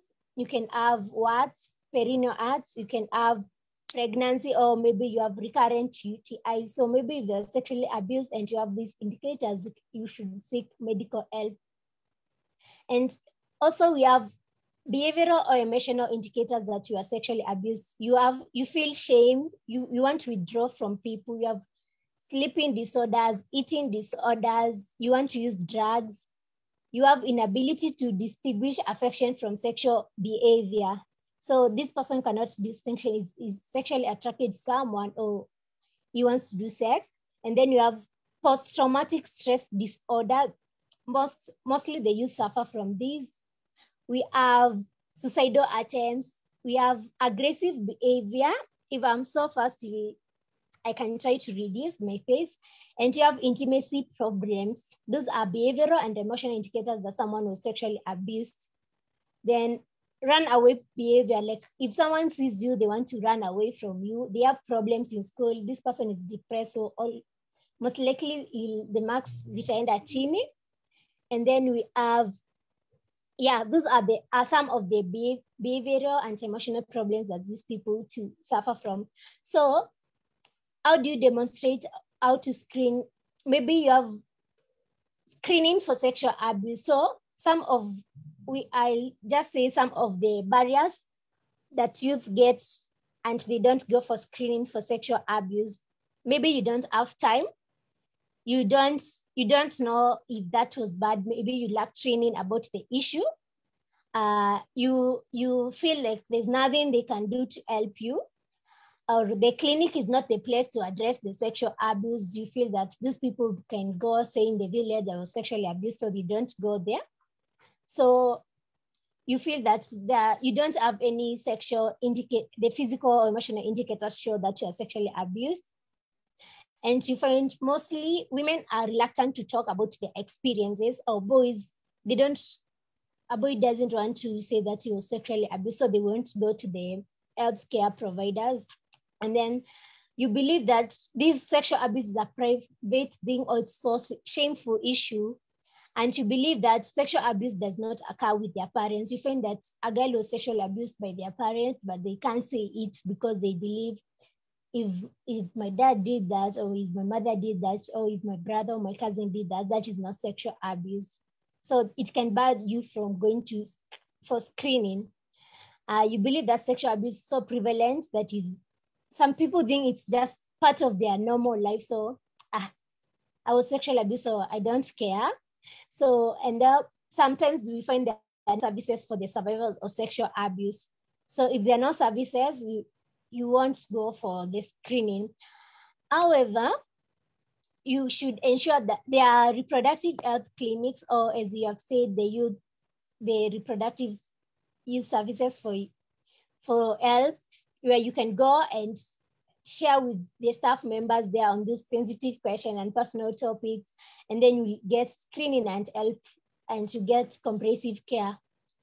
So for screening, the people in this clinic are very confidential. They should give you a privacy environment, and then confidentiality, that means your information is only authorized to be listened, or to the person who is taking that information should not tell others. So it should be confidential. And then they should also assure you that any cause your information is out, they can even unaweza enda kumshtaki, that is, they are limited by law to keep your information private. And then they should ask you questions that are not judgmental. They should be empathetic with you. And because most adolescents are reluctant to their knowledge on or the history of abuse, so you find them, they don't go to this clinic, but you should tell others why. If you see someone is doing something that is not intimate and that you don't want, and it's sexual abuse, they should go and seek help. So we have some physical examination where the same-sex nurse or attendant should remain in the room during the exam. And then the parents, the patient's parents should leave the youth in total privacy. And then some survivors of sexual abuse may find a physical exam traumatizing. Like you find that you don't want a physical examination to be done, you keep on reschedule, and in that act, you become so impatient and maybe you are annoyed, but it's so good to have a physical examination. Maybe if you are sexually aroused, even if someone feels uncomfortable, you should talk to them, encourage them to go and seek for physical examination. So we should always, as youth, develop a strategy to respond to survivors of sexual abuse. And we should take it like this: sexual violence exists. We should provide information on those who are waiting room, or someone who's sexually abused, go and advise that person. We should also try to make posters with messages on sexual violence so that we can curb those acts.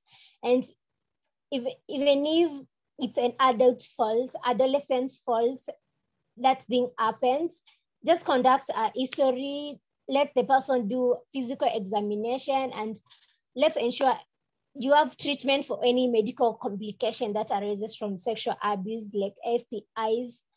And in case of rape, we should offer emergency contraception that is offered in the healthcare facilities within 72 hours since the assault occurred.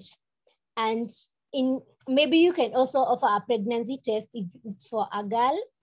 And maybe we have an abortion if it can bring health complication. You can offer them in the health facility, and you should be able to gather simple forensic evidence like the clothes the girl was in, and you should not, as I said, don't wash yourself, just go and present yourself like that so that we can identify the person who did that act.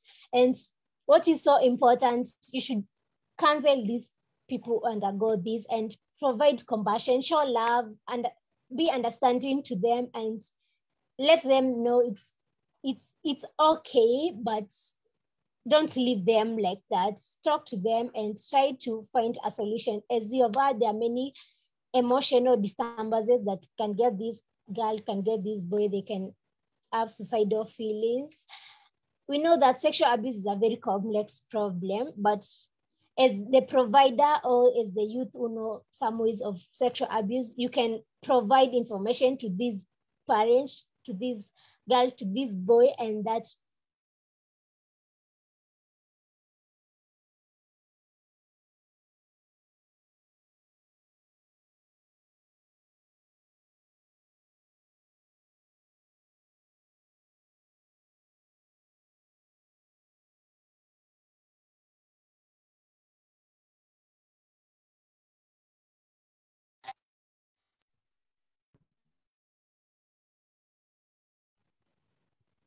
hello? Yes, we can hear you. Go ahead, Katila.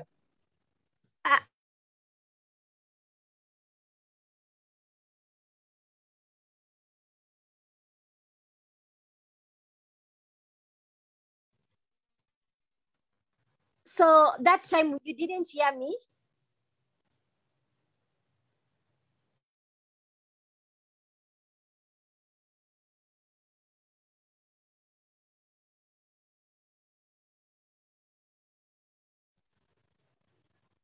Hello? Yes, Katila, you are breaking. I'm asking, were you hearing me?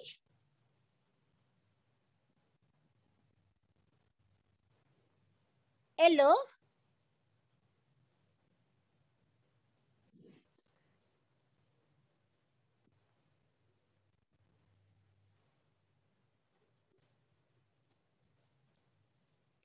Hello? Yes, go ahead. You are breaking, but you can go ahead. You're breaking. I was asking if you are hearing me because I found myself, I was muted.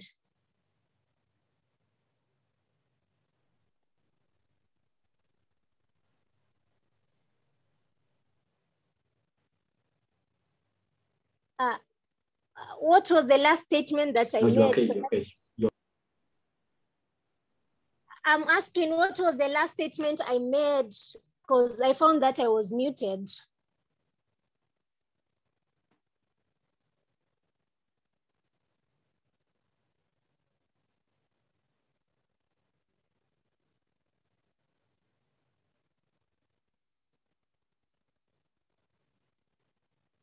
Joshua?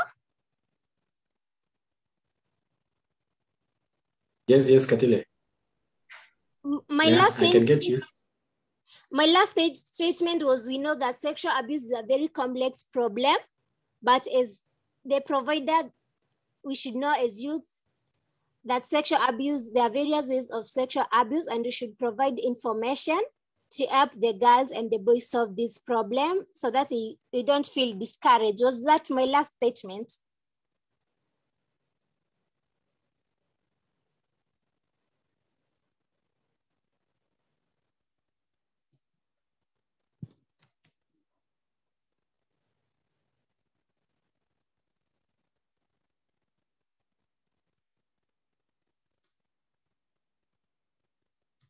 Okay, that was the end of my presentation. Back to you, Joshua. Thank you so much, Katile, and thank you, Sheila. Our presenter today was Sheila, and for chipping in, Katile. We are sorry Sheila's gadget went off, so she communicated as it was going off, so she sidelined us. We are really, really happy that took continue with the presentation this evening. Before we do anything, someone is asking about the attendance form, Katile. Remember Katile saying he was going to end at 7 p.m. I don't know if you can readjust. 7 p.m. For those following us on Facebook, you might not be able to fill the attendance form. We wanted you to write your name.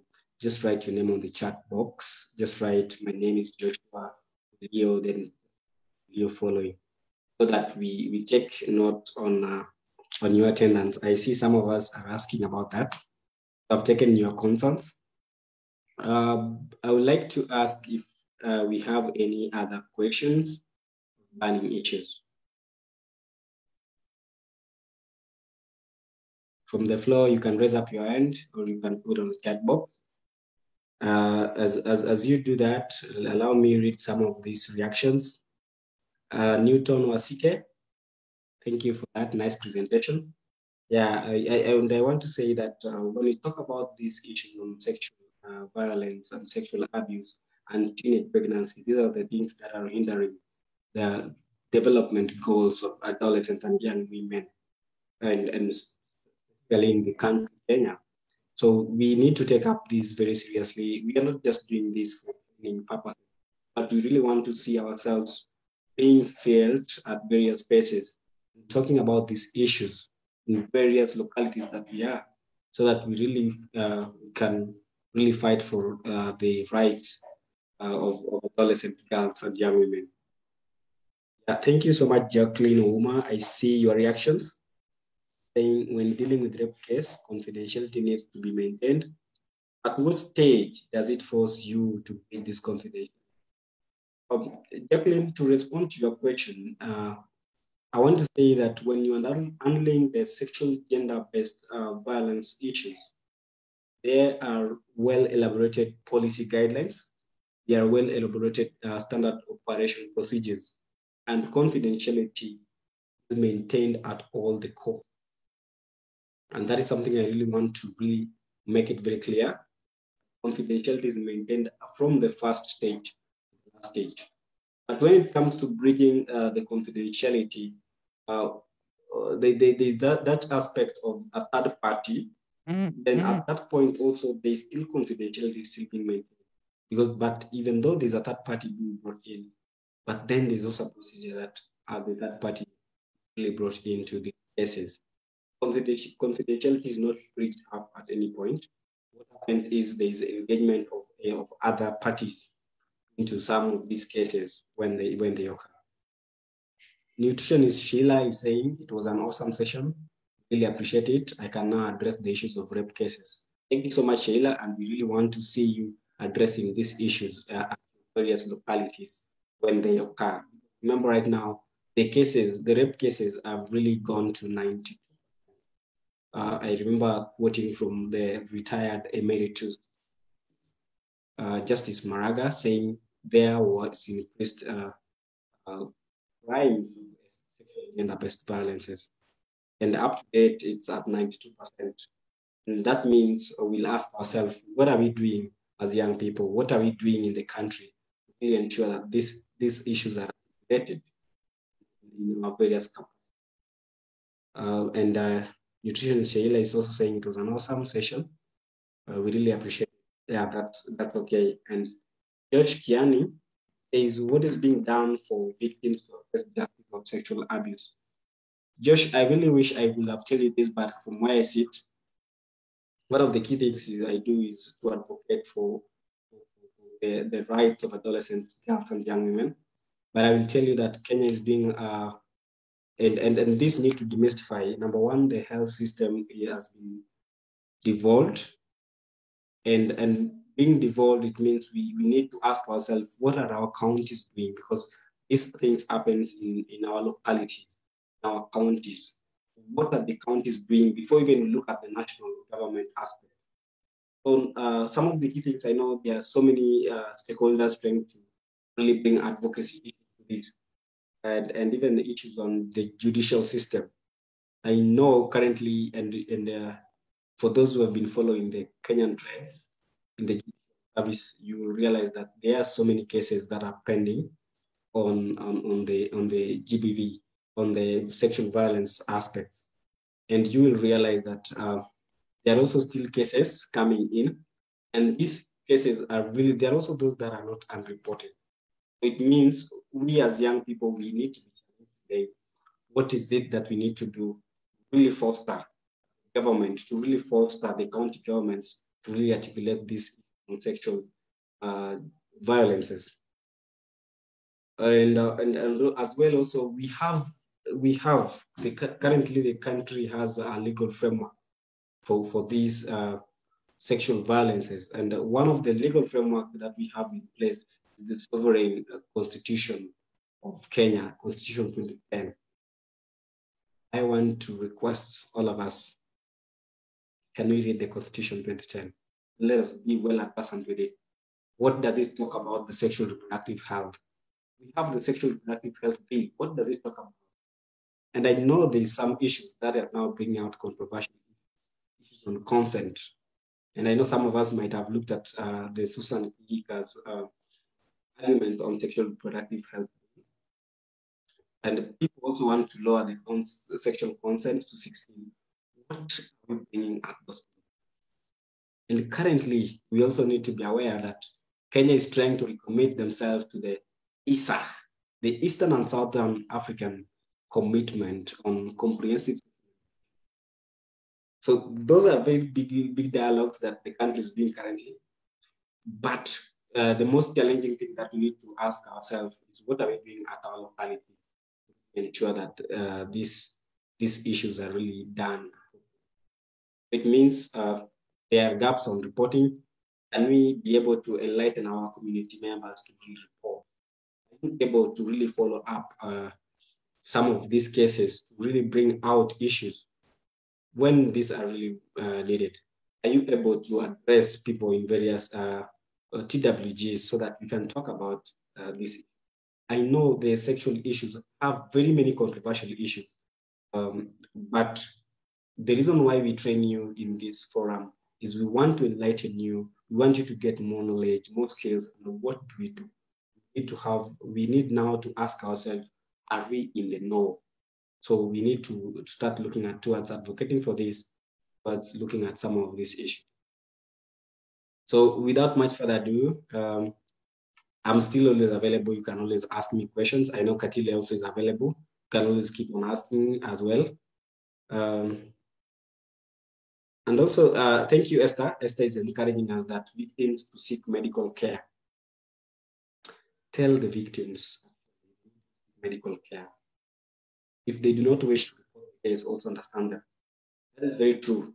We need to understand them if they don't wish to really report the case. Before we understand them, we also need to look at what are the issues really bringing this not to report. We need to also see. But you as an individual, if you hear of these cases, we are also making an appeal to you that you do referrals for medical care. We may not be experts on handling these, but referral is so much efficient.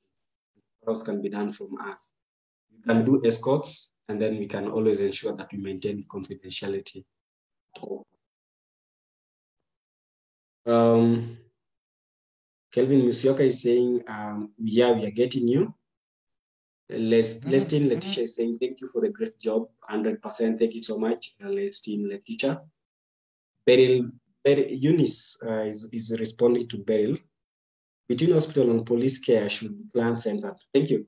Number one thing we need to know in this is that every intervention is a client-centered approach. And one of the key things that we as a whole today needs to bring out is that let us have a client-centered approach to these deliveries.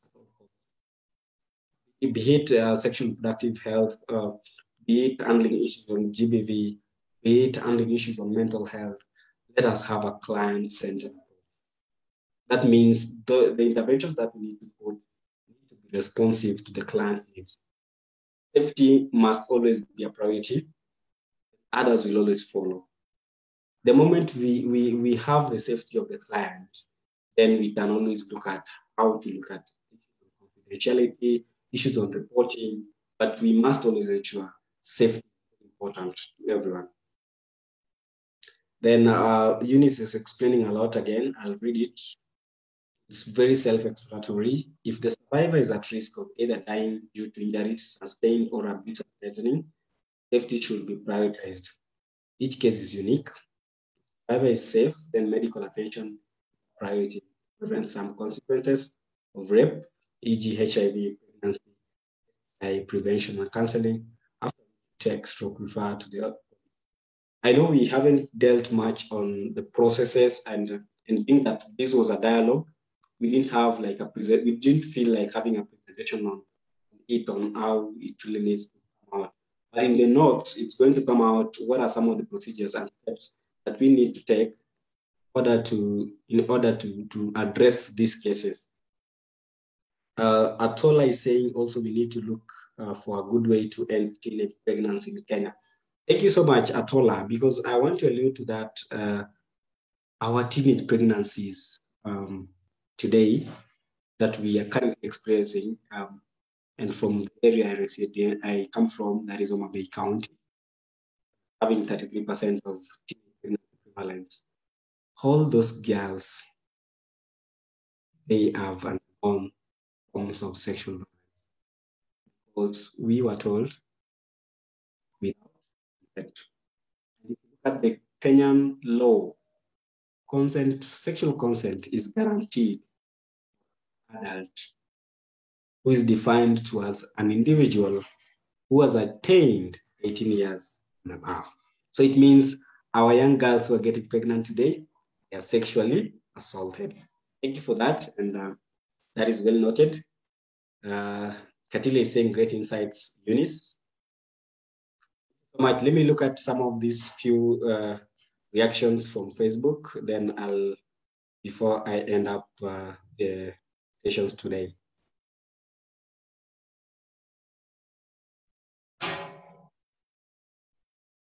So Okamigbo Mary Cynthia, I think I have pronounced it well.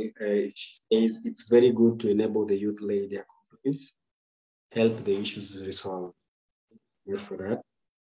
That is well understood and well taken point. I'm also trying to look at some of the reactions from Facebook.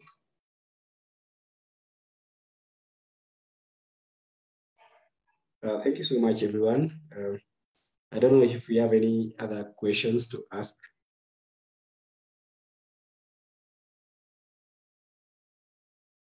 Any questions from the team? Any questions from the team? Please feel free to unmute, feel free to ask, feel free to. This is a safe space, very conducive environment for everyone.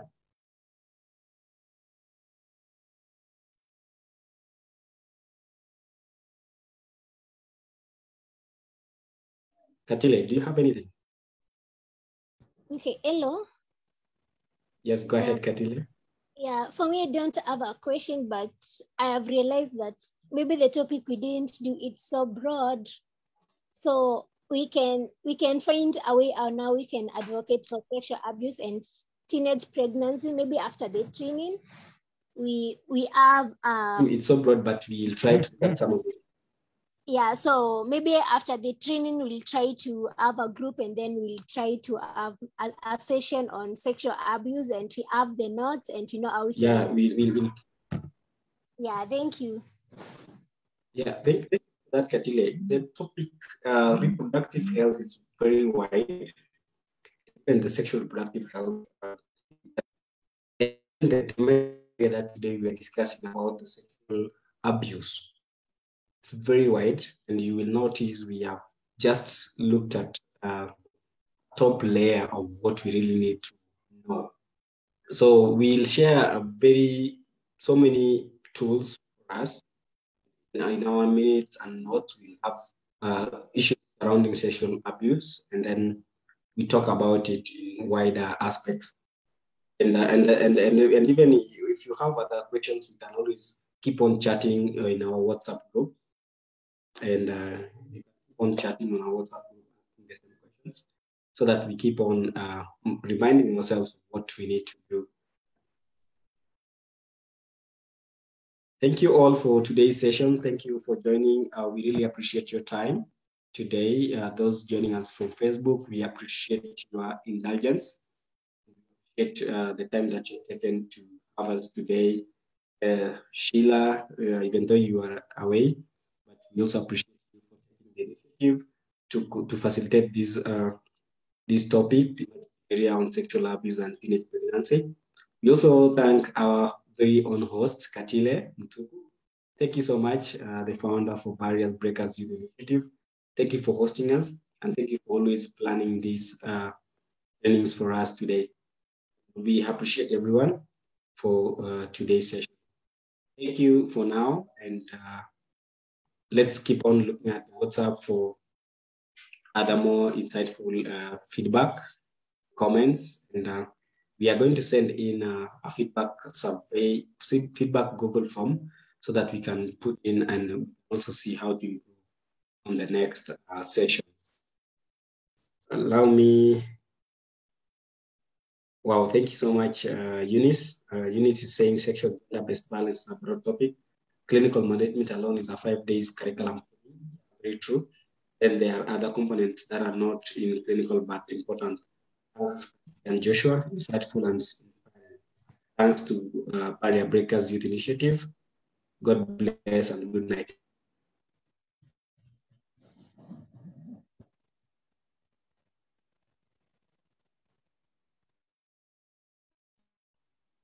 Yeah, lovely weekend, everybody. I wish you a very, very